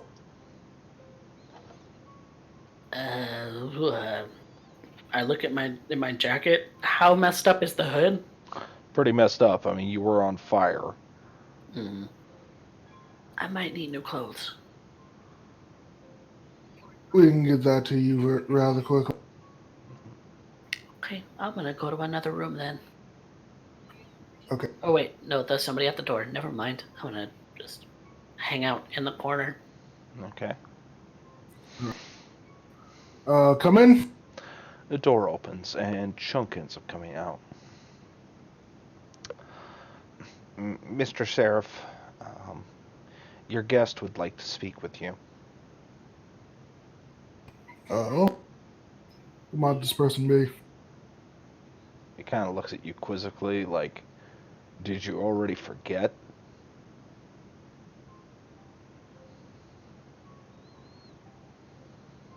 Out of character, did I have a guest? Miss Miss Yanai Yanai is is down literally here. down the hall. Oh, You know, the one that barely has any muscle on her limbs, so she's kind of been laying in a tub for the last little bit. Yeah. okay. For how long now? I'm sorry. Yes. Bring them in. And he starts to walk and guide you. You know the room. There's nothing new there. But it's at this point you look into the room, and the light is on in the bathroom tub. Now you can see inside the bathtub there is pillows and blankets, trying to end up making her as comfortable as possible, despite the fact she has open veins and what have you. The bones for most of her limbs have grown back. The muscle is just starting to creak down those bones and flesh back out as she kind of lays there. A good portion of her face still remains.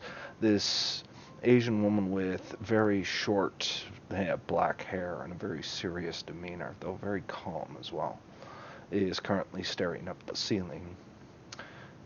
When Chunk ends up opening the door, he keeps his head from looking and steps out of the way to allow you two in. Thank you very much, Chunk-sama.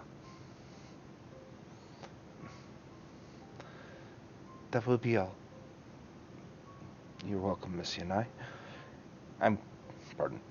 You're welcome, Miss Yanai, as he kind of steps to the side and gets back to the elevator position.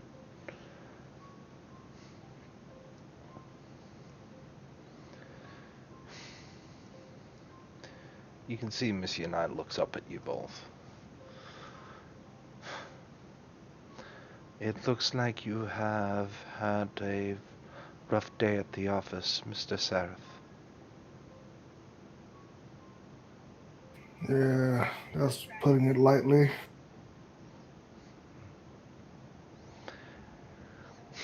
And yourself, Mouse.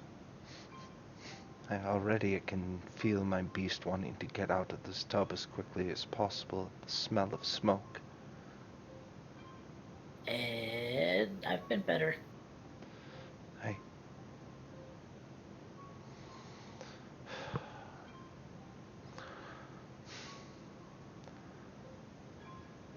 Mr. Seraph, I hope that it is not presumptuous of me, but I need to end up knowing, when will I be allowed to leave?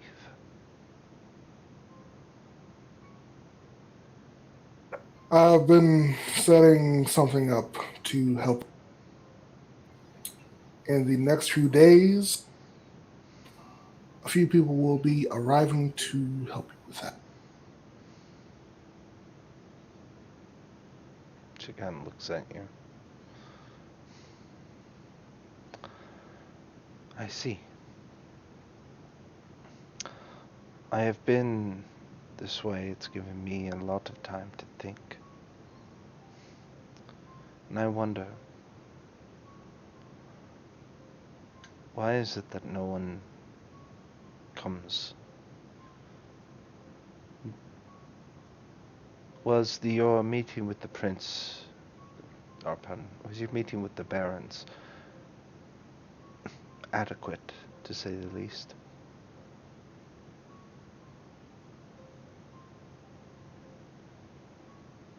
It has pushed the out of character. I'm trying to find the correct word to say this.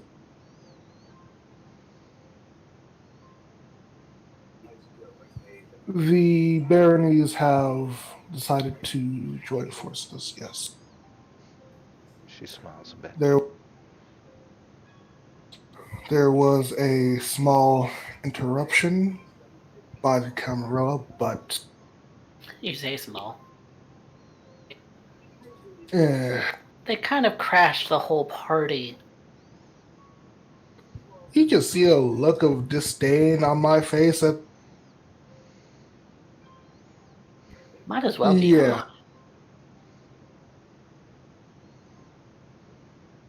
Luckily, everyone was not hurt by it. But sad to say, Mr. Ambrose did not make it out of Elysium. You kind of see her rest her head against the pillow. Take that in for a moment.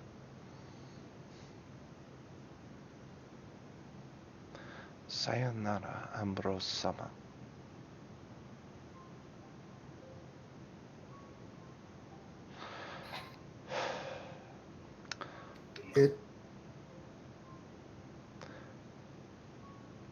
Is that all that's happened?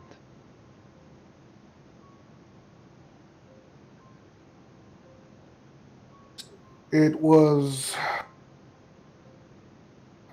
found out that Ambrose was unwilling or willing, who could really say, working with Camarilla to let them in. Other than that, they have recently brought in a, I guess you can only say, specialist. Apparently a woman, or sound like a woman, by the name of Decca. We had the unhappy meeting her tonight. And this would account for your current conditions, yes? Yes. Yep. That is unfortunate. Are you two okay? I will be fine. That relieves me greatly.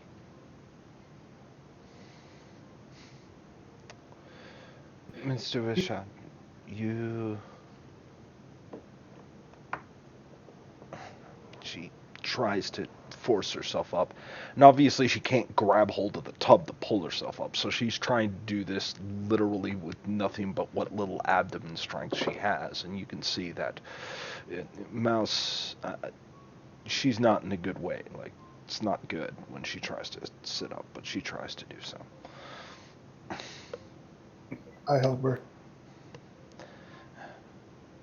Arigato. Yeah. You two are...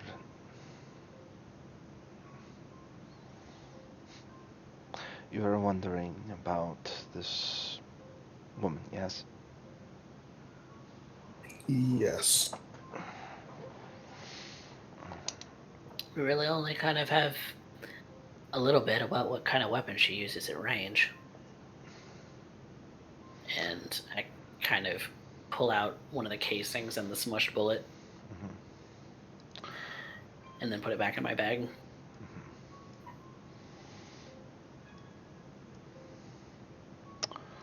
Let me double check something here.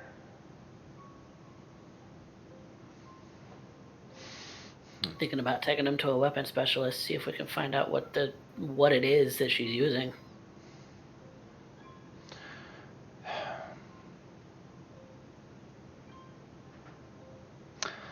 Have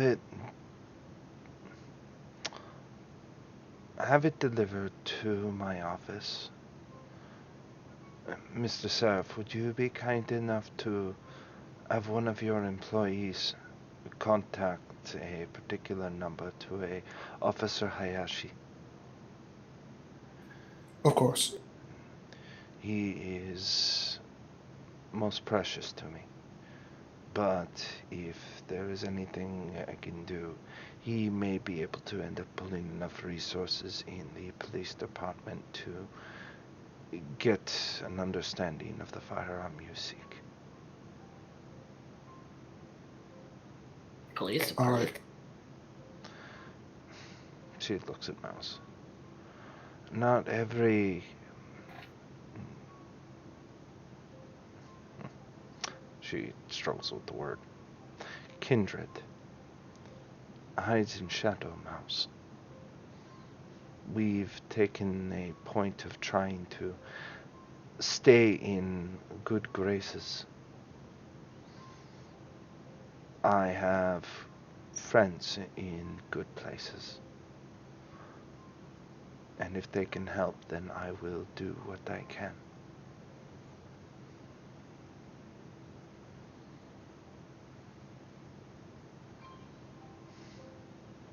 I don't necessarily want to put a target on your friend's back. We all have targets on ourselves now, Mouse. I suppose you're right. This kind It's of an war is all-out war kind at this point. Yes. Yes, it is. And war does not say who is right, it says who is left.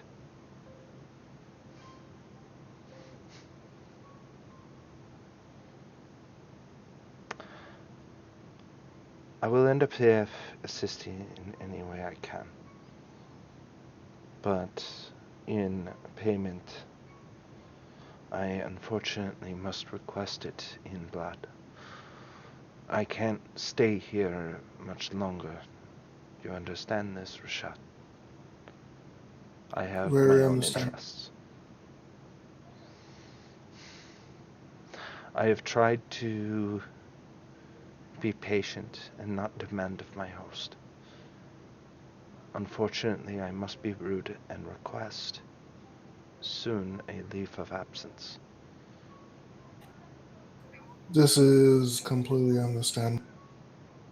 I have been negligent, sadly.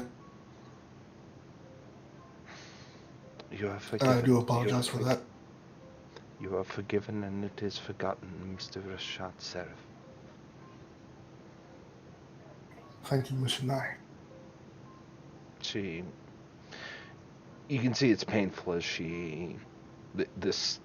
they're just bones flopping with a little bit of meat that is these tiny strands of tissue trying to pull it up.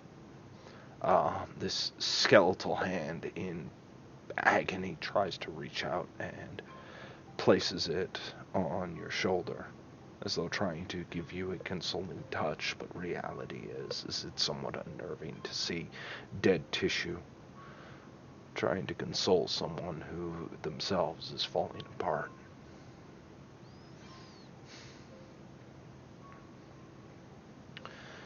This is the tax of war for us. Even when we fight amongst ourselves, it is not us that always dies, it's everyone else. If there was more I can do, Mr. Seraph, I would do so.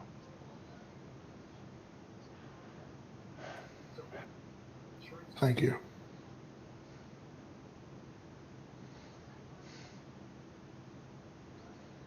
In 2 days' time, there will be a event here, and you will be able to have as much blood as you need.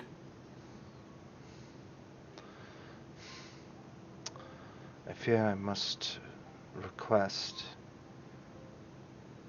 more now in order for me to at least be on my feet. Can I at least have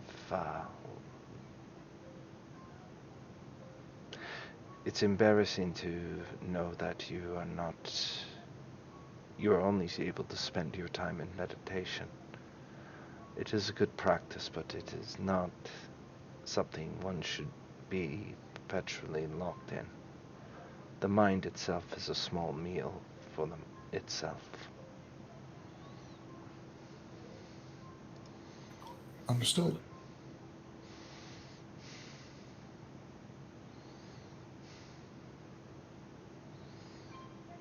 She looks to Mouse. Mouse, what are you thinking when you look at Miss Yanai? I feel bad for her Why?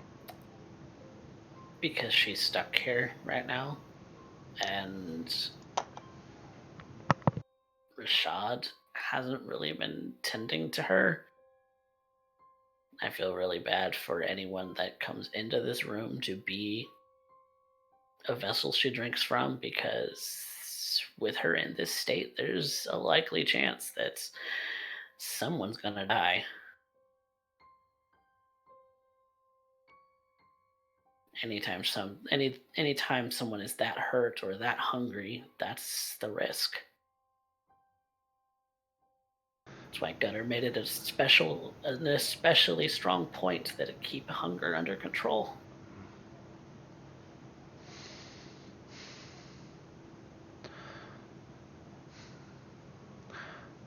Mouse, Mm-hmm. take away the sad eyes. Sad eyes. She smiles and nods to you. They have no place here.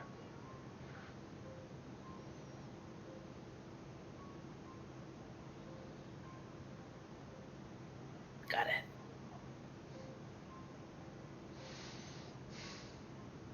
If I must, I will slither my way out like a serpent in this form. If it will help. We Chunks, want you to get back on your feet. Chunks, That will not be. he is your assistant, yes? Yes. Might I partake? You would not deny me that after so long with all this hunger, yes? Of course not.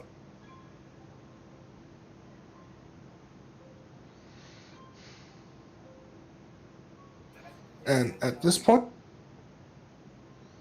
I will go get Mr. Chuck.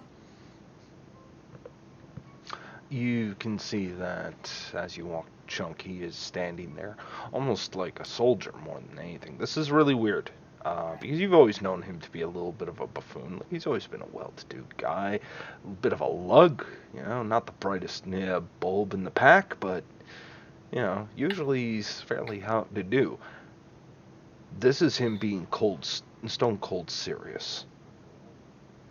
And he is standing in the Eddie's attention as though he was still a rookie on the force when he was a cop. He's just staring straight down the hallway, listening, waiting.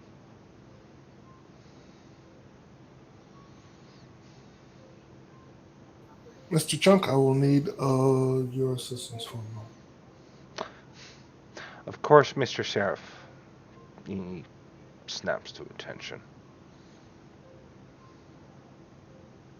You can see that his eyes look at you, and they narrow a bit. There's a part of him somewhere past the blood bond, past the fact that you have effectively ghouled him, that hates you so much.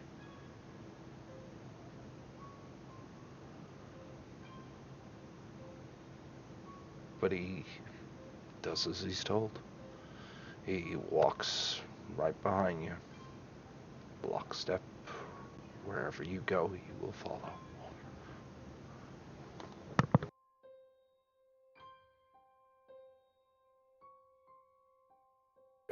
I go into Miss Shania's room.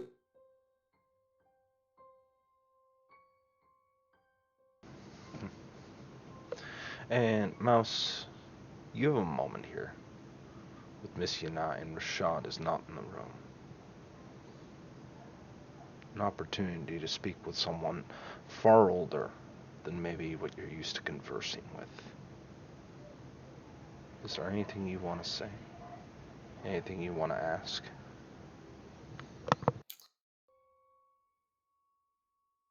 Miss and I, you're familiar with Pride, right? The last time we talked about that. Hi. How much of their court do you know? I know Pride Summer and Clays.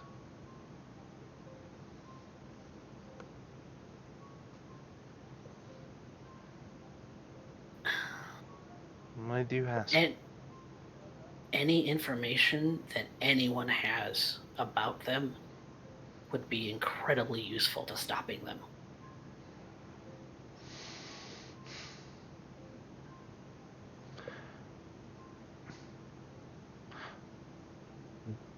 Do you know why they use the names they do? Pride seems like a nickname. Who doesn't really use one? I mean, I use one. You use one. Use. To them, it is a promise. Promise. Hey. Pride.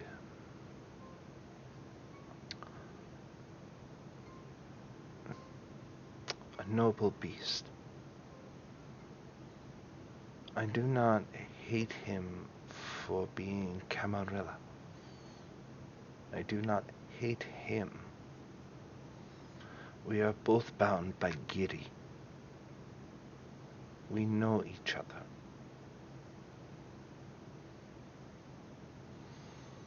We are simply on the other side of the mirror.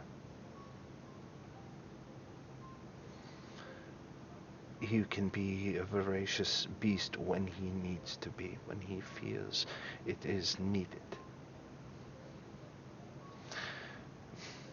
Claes is a molder. He creates. He creates people. That is what they are, the two of them. It is what binds them. It is what ended up causing them to have to befall my sire.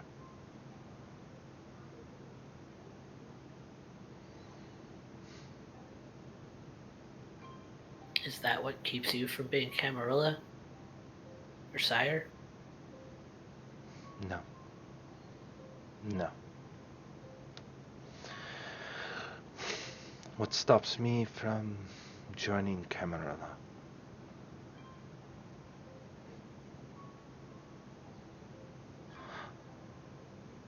I would have no place in such courts. Here I am accepted as a... And she says a strange word in Japanese, as though trying to figure out its English equivalent.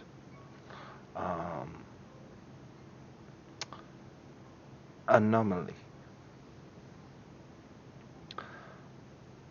I am strange, but I am still familiar. In Camarilla, I would be back in Tokyo.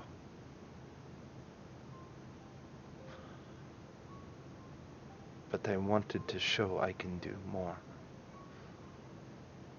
Detroit gave me such opportunity.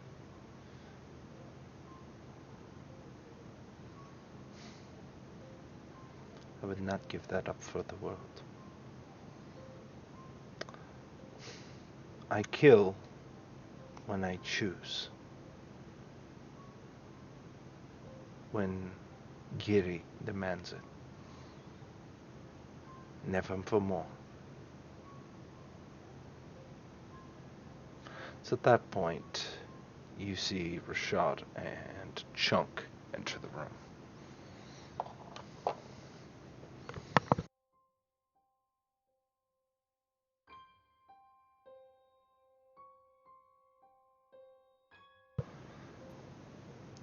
Okay.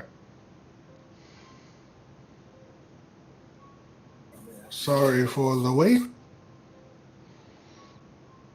It is fine. She looks to Mouse as though expecting something.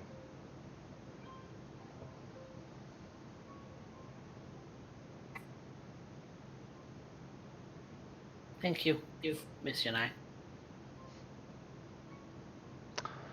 She smiles a little bit and then looks back to Mr. Seraph. And then she looks to Chunk. Chunk-sama, would you please come here? Bear your arm to me and turn your head away. And it's at that point you see that Chunk, in this very stiff stance, starts to walk towards the bathtub. He needs to use the edge of the bathtub in order to put himself down on one knee. And he extends his hand as he turns his head away. He is looking at you, Mouse, but he is not looking at you. It's just the direction his head is facing. Is it like he's looking through me? Yeah. Or he's just not acknowledging my presence? You're not there, as far as he's concerned. You might as well be using Obfuscate. He's not focusing on you. Yanai, at that point, brings her fangs on what exposed wrist there is, biting through fat and accumulations of far too much McDonald's and donuts, and starts to feed. Chunk's expression seems a little weird to me. Can I read into that with an insight check? By all means. And that is going to reduce hunger rate. And we're going to do a frenzy check at power 7. Humanity 8. And 2 people in the room.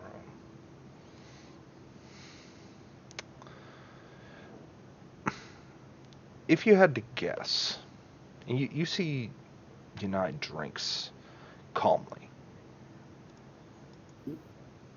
As she does, you can see that she is starting to feed, and the blood is coming out as it's coming into Chunk. It is coming through every severed aorta, every artery, every vein. Oh, and then spreading out as though to become an extension of it, to see the muscles starting to grow like vines back down. She has no skin on her hands, but you can see little bits of muscle that allow her to move her hand, to actually have a functioning hand, to see that her legs start to fill out a bit more. She stops, licking this Cheetos, covered, her wrist. She kind of looks like she's trying to hide the fact she wants to gag. And after sucking her lips back, you kind of realize Chunk snaps out of it. Now, when you see that sudden shake, that's when it comes to realization. You've seen Rashad do a lot of tricks of the mind.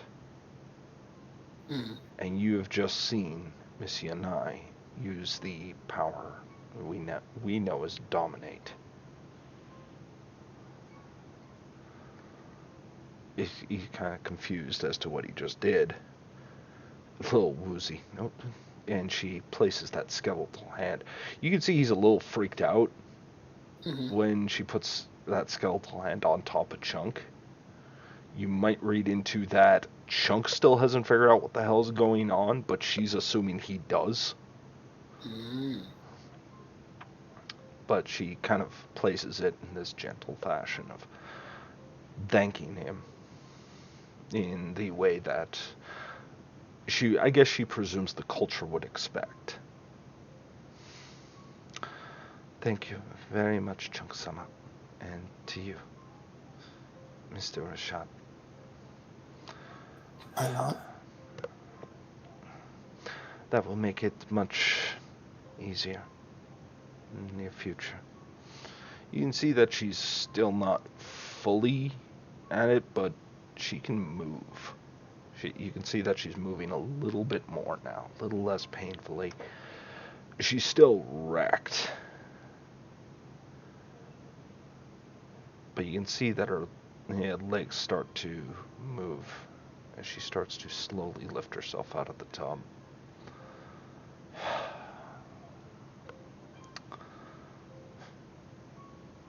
You two have questions. I wish I had answers, but I think I know who does. Or who might have better answers than I. I can answer for Clays and Pride. The rest, unfortunately, I know very little. But I will answer every question I can. That would be much appreciated. Agreed.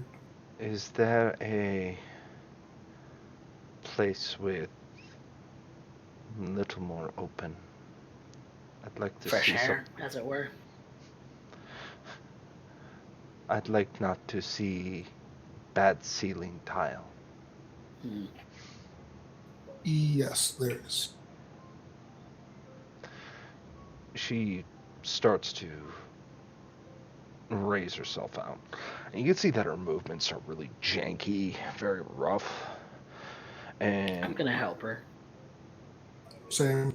you pick her, you kind of grab hold of her, and she thanks you very much as she does take hold of the courtesy. She sees Chunk, though, who is obviously a little lightheaded, and she reaches over and puts his arm over her shoulder, and she starts to walk him out.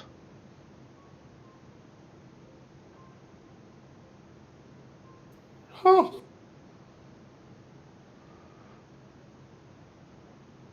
Hmm. Mouse Mm. and Rashad, would you both be able to roll me a wits occult? This is not gonna be great for me. I don't have wits. You don't have wits? I mean, I only have wits. It's okay. I was about to say, like, that's a weird character sheet. I wouldn't have approved that. Okay, Rashad, you have no idea what's going on. Everything visually you're seeing shouldn't be possible. She has like maybe like two tendons. She doesn't even have an Achilles tendon to hold herself up. Mouse, you're getting the impression that right now she's functional. Like the same way that Rashad healed himself to be functional. She's not hindered in any way. She can move faster if she pushes it. She can be stronger if she pushes it. And when she deems it necessary to show what strength she has. But fact of the matter is that this tiny woman is capable of carrying Chunk. Tells you she's a lot stronger than the helpless figure in the bathtub might say. And that was just off of one small feeding. Huh. But according to her body, she has a long way to go. I am impressed. I'd have so much respect for this woman.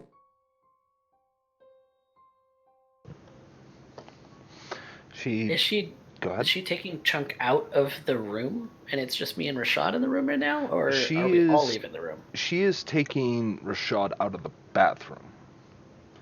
She's placing him down actually in the bed of the actual bedroom portion of this small domicile, one of several Okay. that Rashad has in here. She seems to be taking care of Chunk.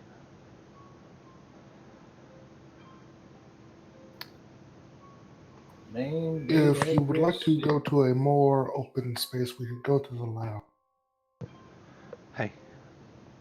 She nods to you. And Chunk's like, I'll watch the elevator. I'll be rest, Chunks. You did well. You did your master proud.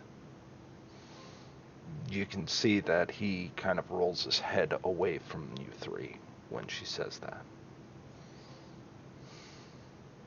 She looks confused for a moment and starts to look to you like, where do we go?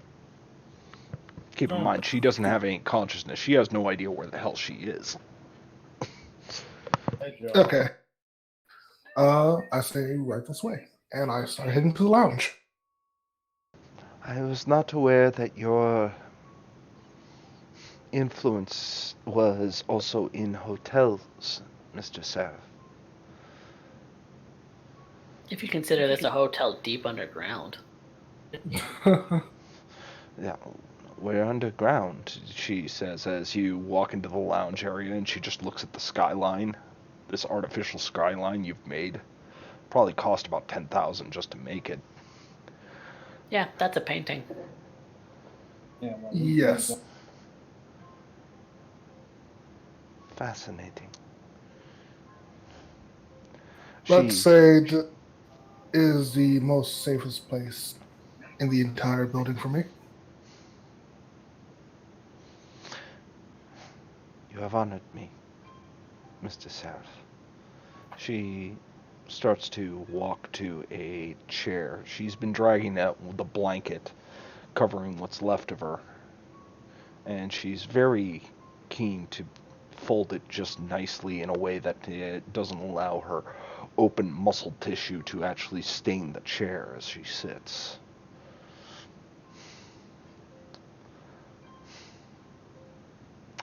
I'm getting tired, but the night must be soon over. But I will answer whatever questions you have.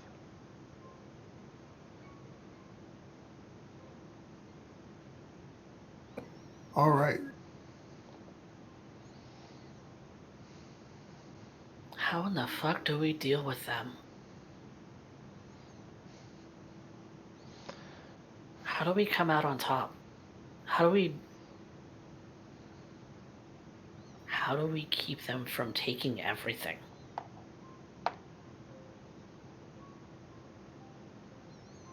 They basically just planted a flag and said, hey, this is ours now.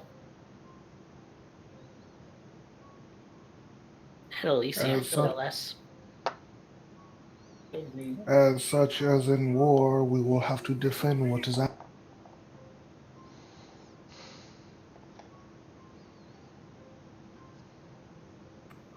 The most prevalent threat at the current moment is Deca. She raises a brow, like, how did you come to that conclusion? At least in the current moment.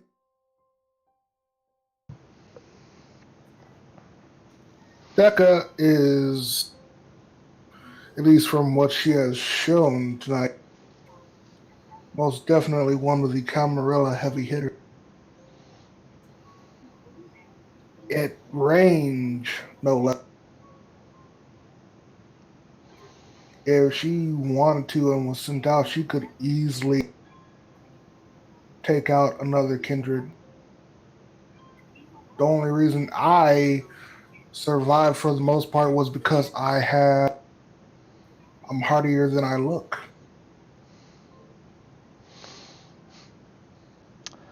The blood does you well, Mr. Seraph.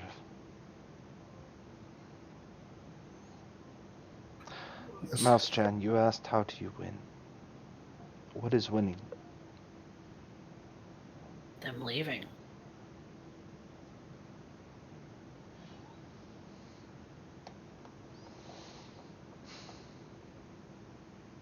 Detroit's my home. Is it no longer your home if they are here? If they take it away from me, yeah. If they kill me, yeah.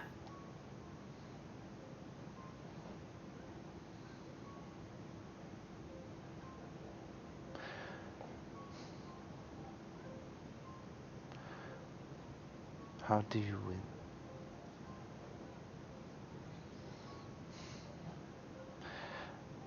Know yourself and know your enemy.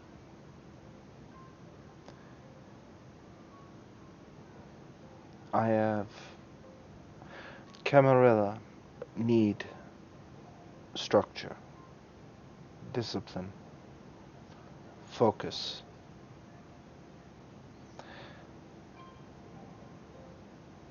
When they are focused on a goal, they will continue. And this is what you are facing. You are asking, how do you win? Why are they here? Specifically Detroit. Why not Albuquerque? Why here? Possibly because opportunistic. Better opportunities elsewhere. Why leave home? Why they left home, that's a very good question, but Detroit being the biggest opportunity because a lot of the opposing kindred fell victim to attacks from the Second Inquisition. So maybe it seems like a perfect opportunity. Hi.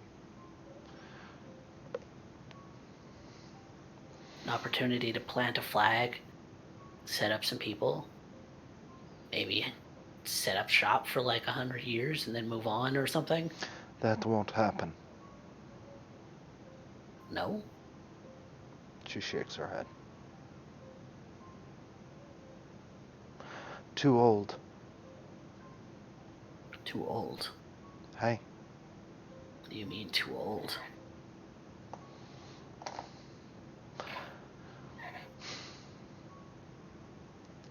She looks to Mouse. And looks back to Mr. Seraph. He has not been taught this one, no? Not much. I'm Those not sure what you mean. too old. Pride and Clays are too old.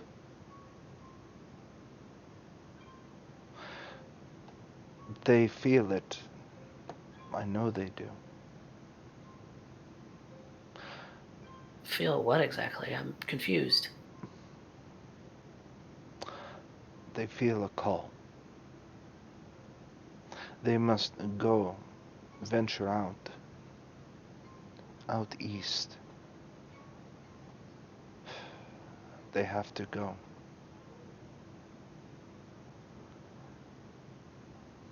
They feel its call every night, and they need to go.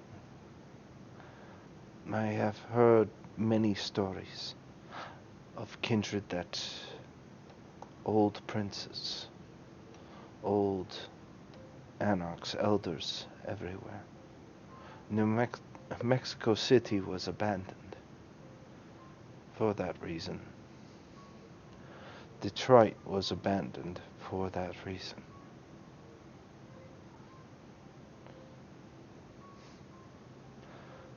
Then, if they're that old and they know that they're gonna end up leaving anyway, then why? She smiles at you. Like as if you're finally getting to the question she actually asked at the start. Maybe they left Winnipeg because that's the same reason? Hi. Would Prince Dufresne also feel that? Because she has to be old, right? If she's Prince, right? Maybe. And if she feels, she thinks about it. If she feels it, she would go with them. She left, yes? So, Yeah.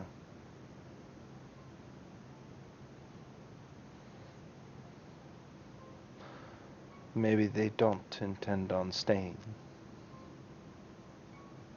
Then why declare praxis? Why not just pass through?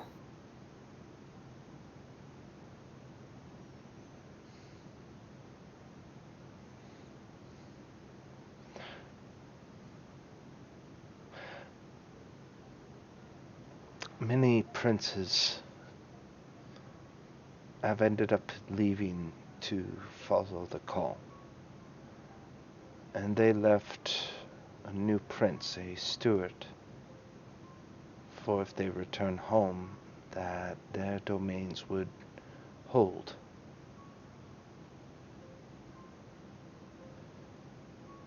Maybe something's different about Detroit.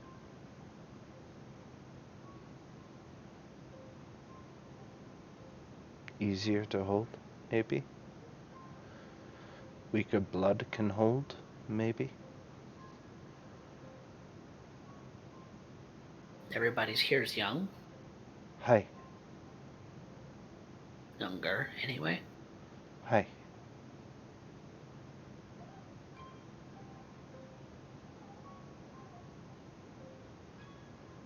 But what would be calling them out to the east then? She shakes her head. I do not know. My sire felt the call long ago.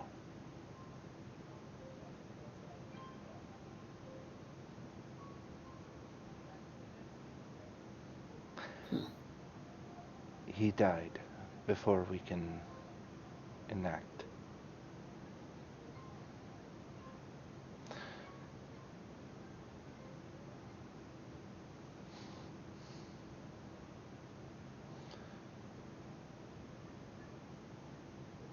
She looks to Rashad.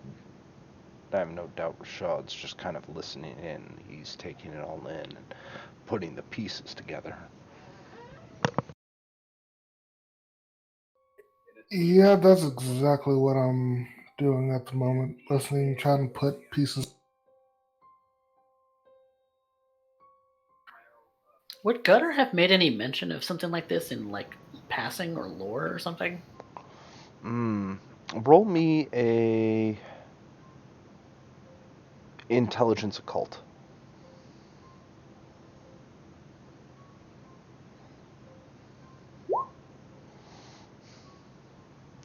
Gutter did mention that he was part of like Leviathan was a small piece of a larger picture. He said that they just fucked off. Hmm. He never mentioned why.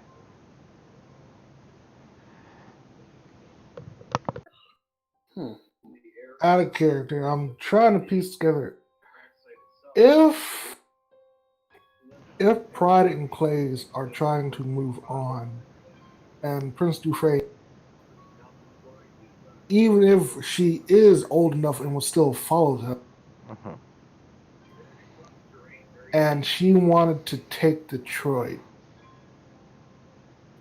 she would want to institute someone so they could have a home to come back to. Mhm.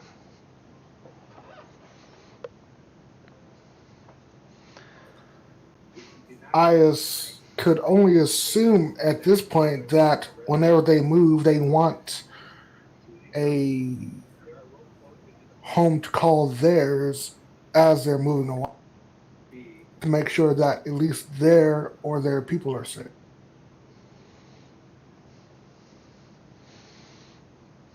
Mouse just pipes up. You think they're homeless?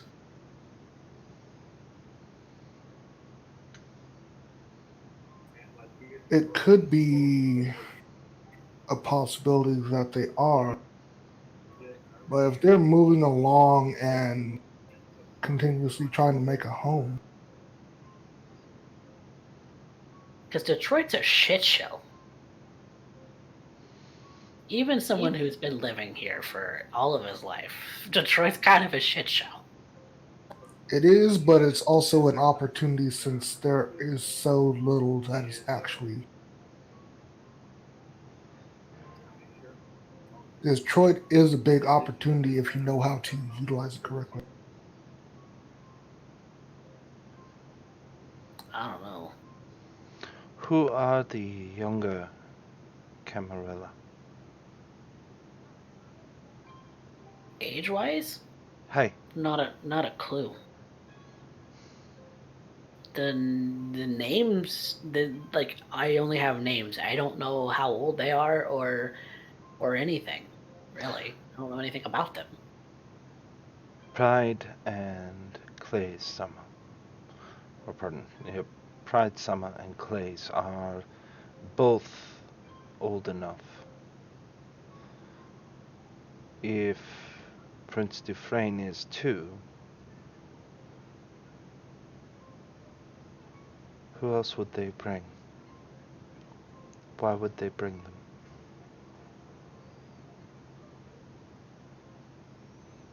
Well, they brought their harpy. She made her appearance at Elysium. Hey, They brought Decca, obviously, because she's out to kill people. then Samantha was doing the same.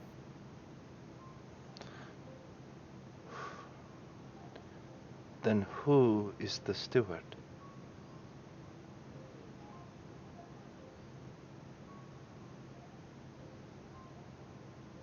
One of them. She raises a brow.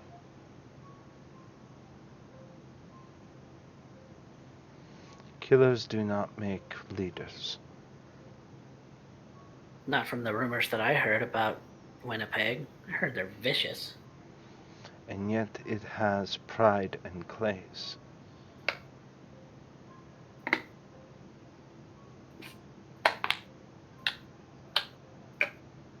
don't know, we met a girl named Ink. I do not know her. She might be the young one you're talking about. Perhaps. From the small time I have met Ink, she would be the most likely choice to be a. She would actually sit down and listen and try to speak her point. A thought occurs to Mouse, to himself. Maybe they plan on establishing someone who's been switched, like Jay.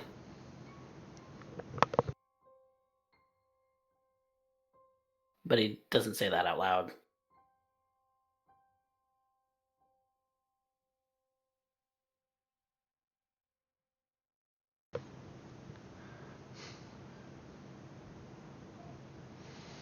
Is there any more I can do in gratitude, Seraph-sama?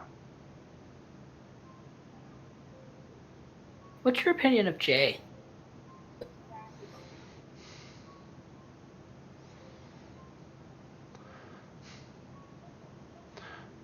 There are only two people I dislike in this city. Jay comes second. Who comes first? She looks you up and down for a second. Like she's hesitant to give you the answer. Takes her a minute to mull it over. Ari. Ari. Hi. Well, you don't have to worry about her. She's gone. Hi. And I am sorry for your loss, Mouse.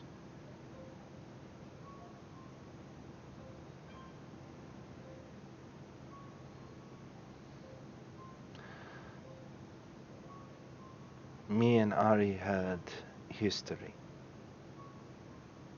She did not like me, I did not like her. She was a creature of whimsy, no discipline. A creature of fear, cruelty. Great strength handed to an irresponsible child.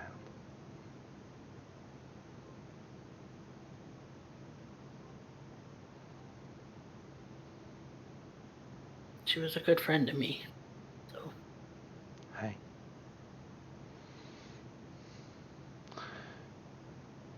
Sorry, I think I need a minute. And he gets up and walks away. Mm-hmm. She looks to Rashad for a moment. I answered truthfully. She was a good opponent. But if the young is truly taking over Detroit, let us hope that it is not one like that.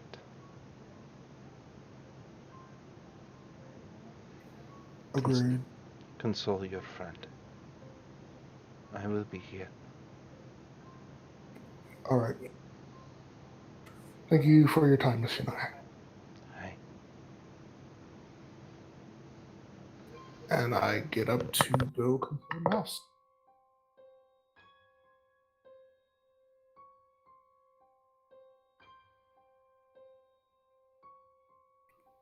Which way did you go?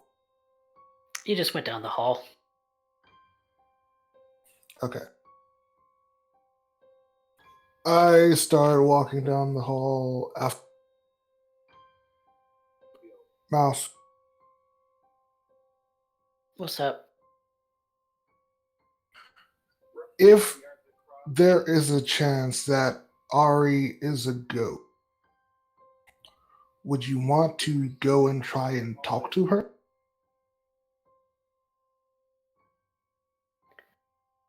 I don't know. I don't know what I would say.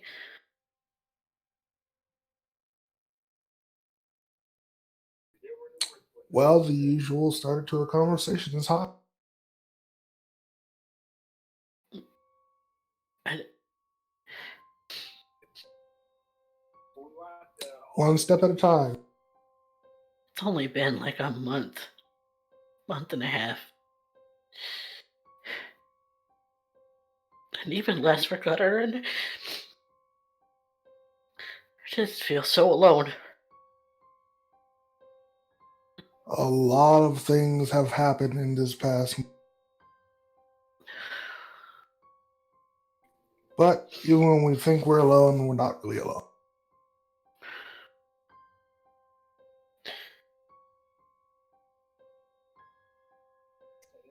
Most of the time, we have to have someone to help pick us back up and move forward.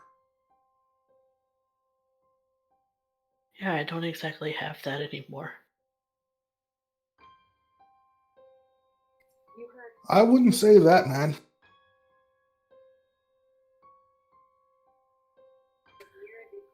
Even through our bumbling and fumblings, you have managed to help pick me up, and I've at least tried to help do the same.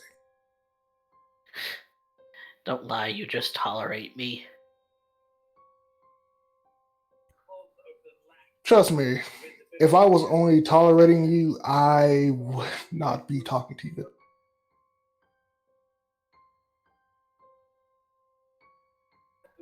You are strange. Sometimes you need strange in your life to help you get through things. Like, I don't understand why you stay. Like, I don't understand why you stick around. I don't understand why you even let me be here. I don't understand why you would even bother to help me anymore.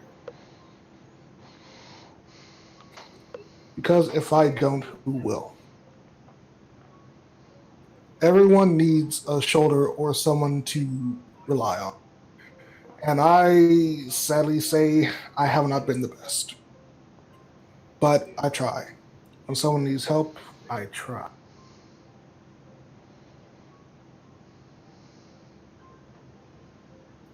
It is the number one. How do I put it? It's almost like a conviction that I hold. You help those who can't help themselves. In a way, yeah. When there's nothing but darkness out there, you need someone to be a. And I try my best to be that one.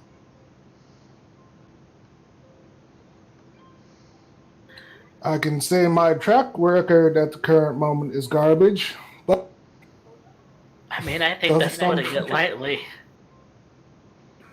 Okay, let's be honest. It's a complete dumpster fire at the current moment.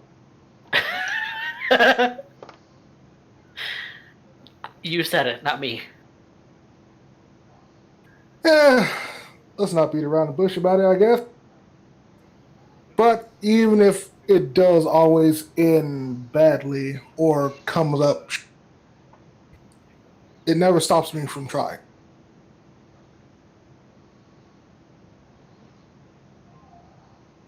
When no one wants to put their foot forward, someone has to.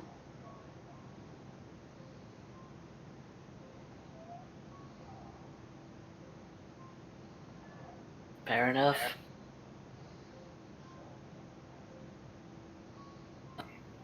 So,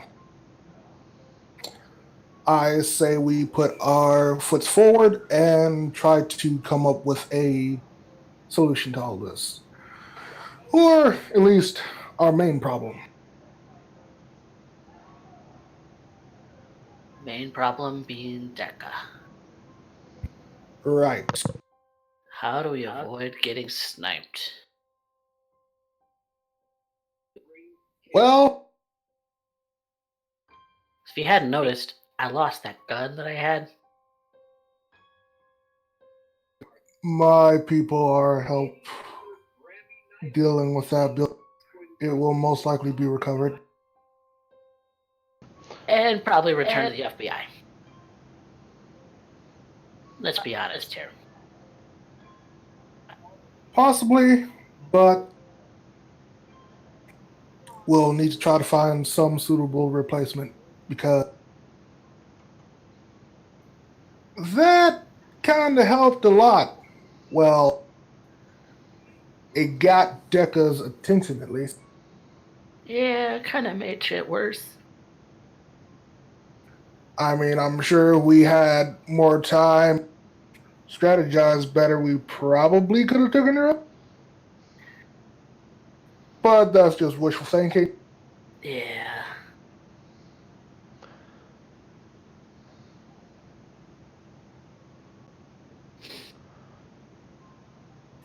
And at this point, wishful thinking is all we have. Well, that's a lie. We have resources. We just need to properly allocate. We're kind of on our own, Rashad. Then We're we trying. work with what we have. We're really only trying to earn browning points so that somebody else doesn't fucking pop us. Let's be real here. We might be on our own, but we still have resources we can use. And if we can take out Deca, that'll be one less Camarilla we have to deal with in the long run. And hopefully, in the process, we can repair some bridges that have been burnt. Let's try and find out more about these people, though. Before we Agreed. really start hammering, because I feel like I jumped the gun on a lot of things. The overlying sayings throughout all of this: know thyself, know thy. We need to know our enemy. And I think I need to know myself. Who knows? Maybe Mission I can help you with meditation.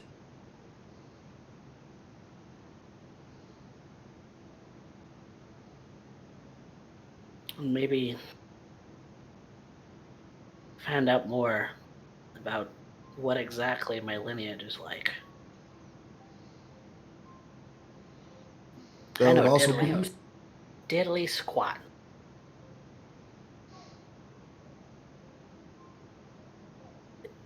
finding out your lineage and where you come from is always helpful.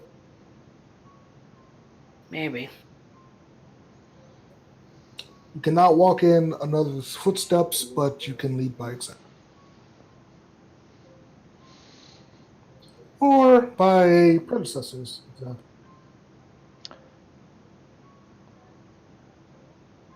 It's at this point you hear a rush of air, like a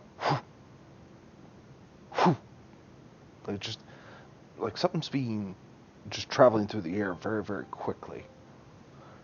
I look From around. you hear it coming from the lobby.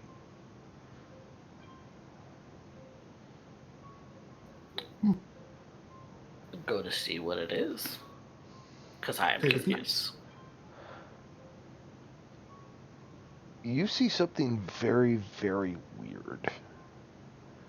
You see Miss Yanai. She seems to have her upper body wrapped with the blanket for the most part. It's tied up to be almost like how do I put this? Almost like a toga of some sort, trying to end up keeping herself somewhat covered. The other thing you notice is in her hand is a broomstick from the cleaning closet just beside the home bar. The or the brush has been unscrewed off of it, and she is in some kind of stance with it, and she is making a repeated motion, like she's bringing it down, stop, resets, bring it down, stop. Just, whew. It's like she's imitating something out of a samurai movie or something.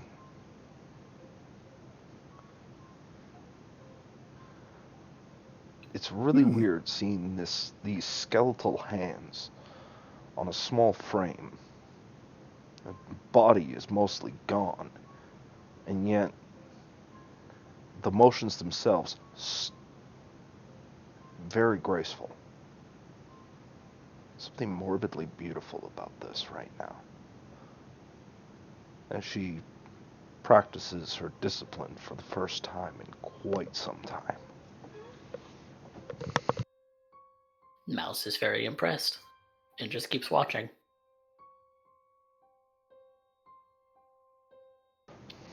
Agreed.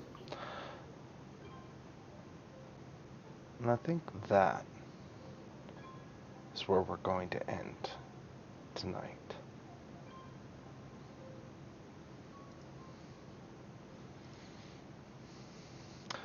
You're not dead!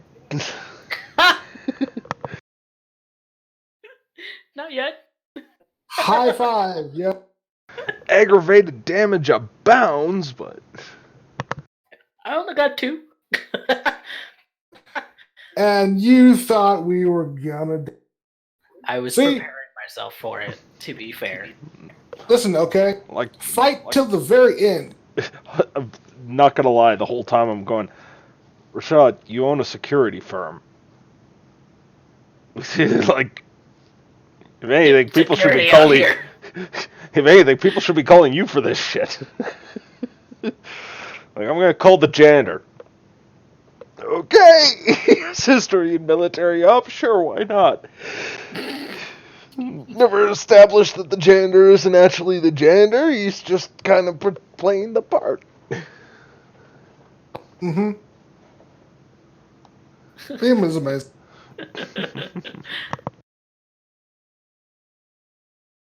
Also, if Ari is hovering around Mouse as a ghost, he's very, very much like, oh god, what? Yeah. Well, What? it is a hint. It's just not necessarily. I think you're misreading the hint. That being said, I'm surprised on how Mouse ended up taking it because it never occurred to you that Missy and I and Ari, who've been in the city, it's been established they've been in the city for a while, so it's never occurred to you that these two might not like each other? I mean, they are diametrically opposed. Did not occur to him at all. It's amazing. To be fair, Mouse never really knew how old Ari was.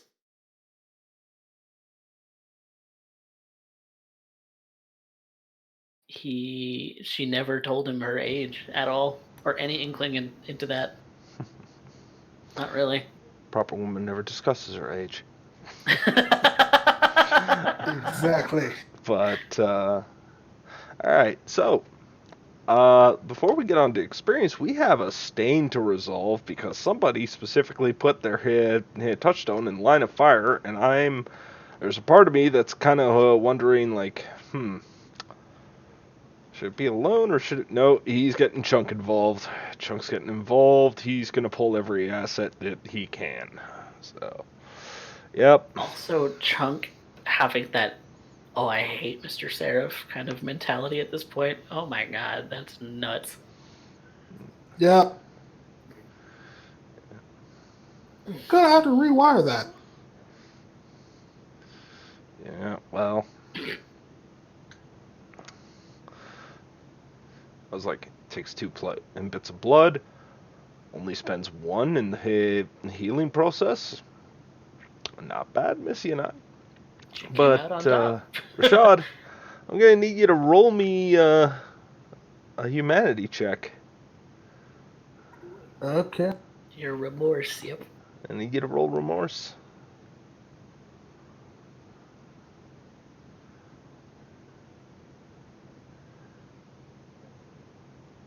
Okay, I've completely forgotten how to do this, but All right, remorse scroll down. die. All right. Yep. It is the... Okay, so you know how you have filled out humanity blocks? Yep. You know how you have slashed humanity blocks that were the blank ones? So let me double check your sheet to make sure you did it right. It would be like that, right? You took 1 stain, so... Yep. So you're at humanity 6. I need you to roll me 3 dice, since those are the 3 unfilled spaces. Okay. Oh, good. Rashad. That's a crit. Yeah, Rashad, you just ended up putting a Vietnam veteran back in the war in janitorial duty. You put one of your closest confidants in the between you and a deranged psychopath who's trying to take you out with a 50 cal.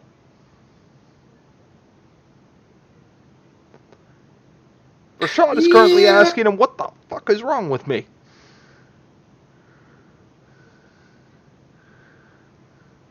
Yeah, I need to reevaluate life, yeah. You do. Thankfully, you have the opportunity. The other part of me is like, okay, we need to ask somebody. It's like, you have somebody in a tub literally 5 feet away from you through those 2 walls. Yeah, I have a guess.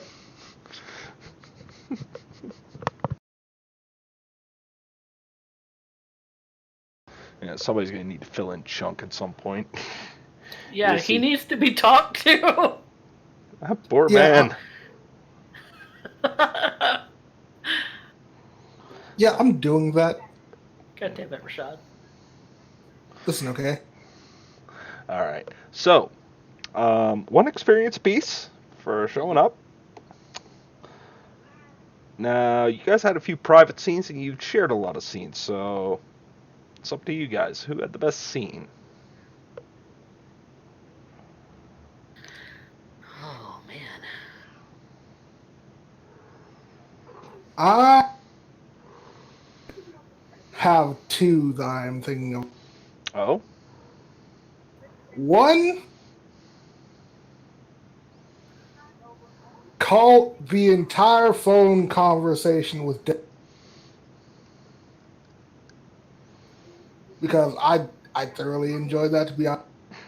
I love the fact that it's like, what is she really doing? All she's doing is distracting you long enough so she can end up getting to the door with a freaking Molotov. Mm-hmm. And we both were being cheeky the entire time. Okay. Yeah. The difference is one of you's confident to do it again tomorrow.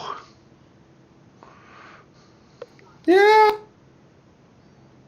The other one would have to be the scene where we just drop out the window and there's standing Liam. And the cavalry arrives. I mean, to be fair, I'm gonna throw my hat in for like capping Deca with the fire rifle. That's also good. All right, high or low, gentlemen?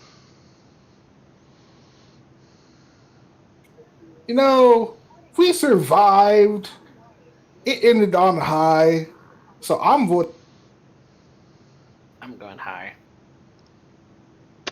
Nobody gets experience for best scene, so no one gets it for best scene. Who progressed the plot the furthest? This is debatable. Mm. Me, Why mouse? because I shot Deca. Yeah. I'm It voting might, myself. it might not be plot, but god damn it, I shot it. I'm getting something for it.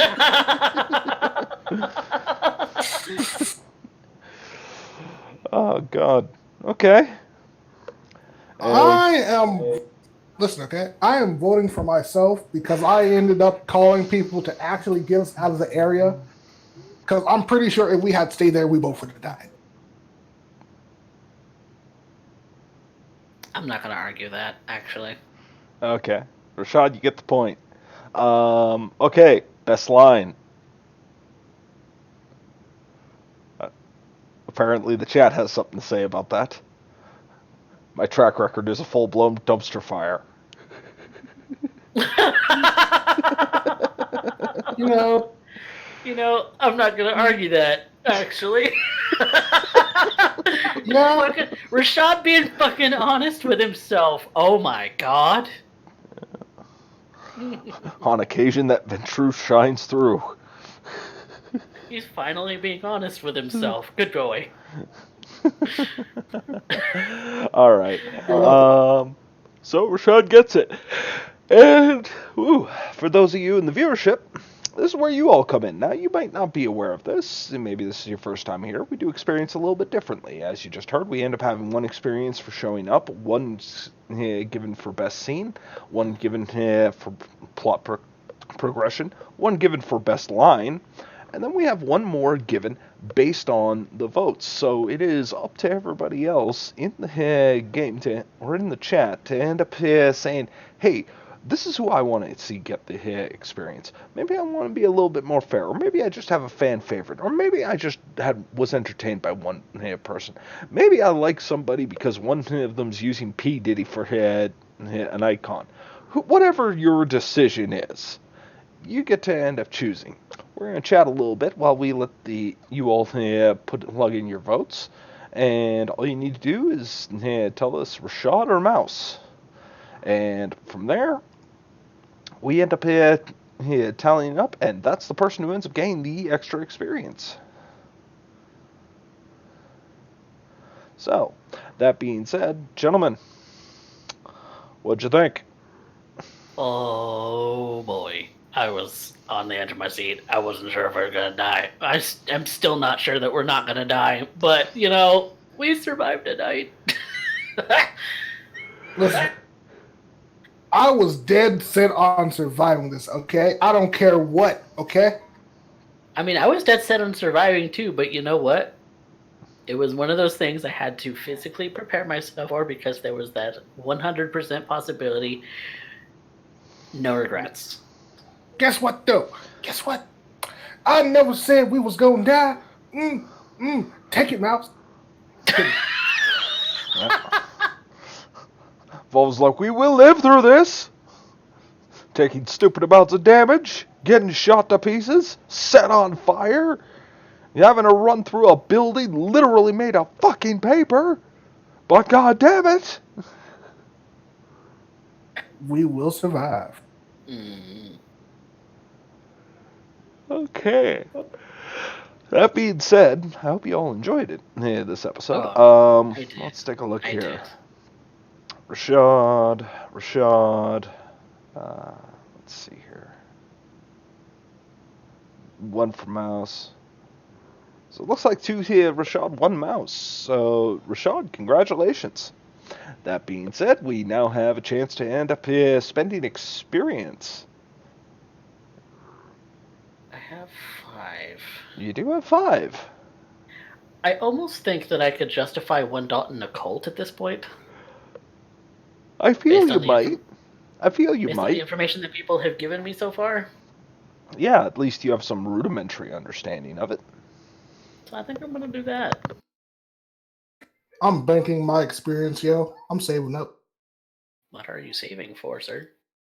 Well, the last time he saved up so much experience, he actually took an increase in blood potency. That's how much he banked. Right. So, Rashad tips to go big or go home. So I wouldn't doubt if he's gunning for Dominate 5 at this point. I wouldn't be surprised either. Maybe. Yeah. Well, you're already, what, 4 dots Dominate? Yep. Yeah. You've spent a lot of experience on your disciplines, my dude. Oh, yeah. The funny part is it rarely comes into play, but when it does, it's like, right! Rashad can do that! Rashad's a powerhouse when it comes to dominate, yeah. Mouse is a little bit more spread out, but... Well, you got your all-rounder versus your specialist, right? Right. Okay. Well, ladies and gentlemen, we're going to end up concluding that for tonight. But before we go, we're going to be doing Vampire the Masquerade Workshop tonight at 11. So that's going to give me about 20 minutes after this broadcast to kind of settle down, figure out exactly what we're going to end up going over. But I want to hear from you. What's a topic you guys want to end up hearing from? Could come from the chat, could be one of you two. But what's the topic you think we should end up covering? Because I can guarantee you, if I got some extra time on drawing on the macabre, I know exactly what to hear. I'm want to end up drawing right now. Oh, yeah? Oh, yeah. What would you want to draw? Miss Yanai in her current form, doing sword practice in a kimono. Yeah, let's do it. Yes. I need this Mission drawing is to a in my life. I will say this until the end of time. Mission I is a saint. Okay. Well, like I said, Miss Yanai is effectively Rashad's version of Ari. Yeah. I love see it. Ari. I love Ari so much. Yeah. But no, maybe in time, Mouse, you'll understand why Deca was referencing Ari the whole time. Probably. Yeah. Eventually. Go talk to the dead specialist. We'll figure it out then. Mouse has other priorities right now, and he's not even going to concern himself with that. Yeah, well, you guys better get your priorities straight. Yeah. Don't see anything in the chat that says of a topic just yet, but if you guys want to join the discussion or you have something in mind, don't forget to hit the Discord down below. So, I mean, I know I'm going to be doing some writing whilst you do workshop listening. Always helps the blood flow. Kinky. Good job. Oh, it's all good. But yeah, if you guys have a topic, we'll end up going over it. Outside of that, I have been struggling to come up with a concept that I think is rock solid. Like, I've come up with some good ones, but they serve more at NPC purposes in my mind. I'm trying to come up with a few characters that I can really sink my fangs into kind of situation. So we'll see on what happens there. But character creation's always a good one. Character creation's always a fun one. That being said, we can go over a few little tidbits and maybe go over to some plotting. Who knows? I guess you'll have to find out come 11 o'clock Central Standard Time, which is going to be happening in 40 minutes.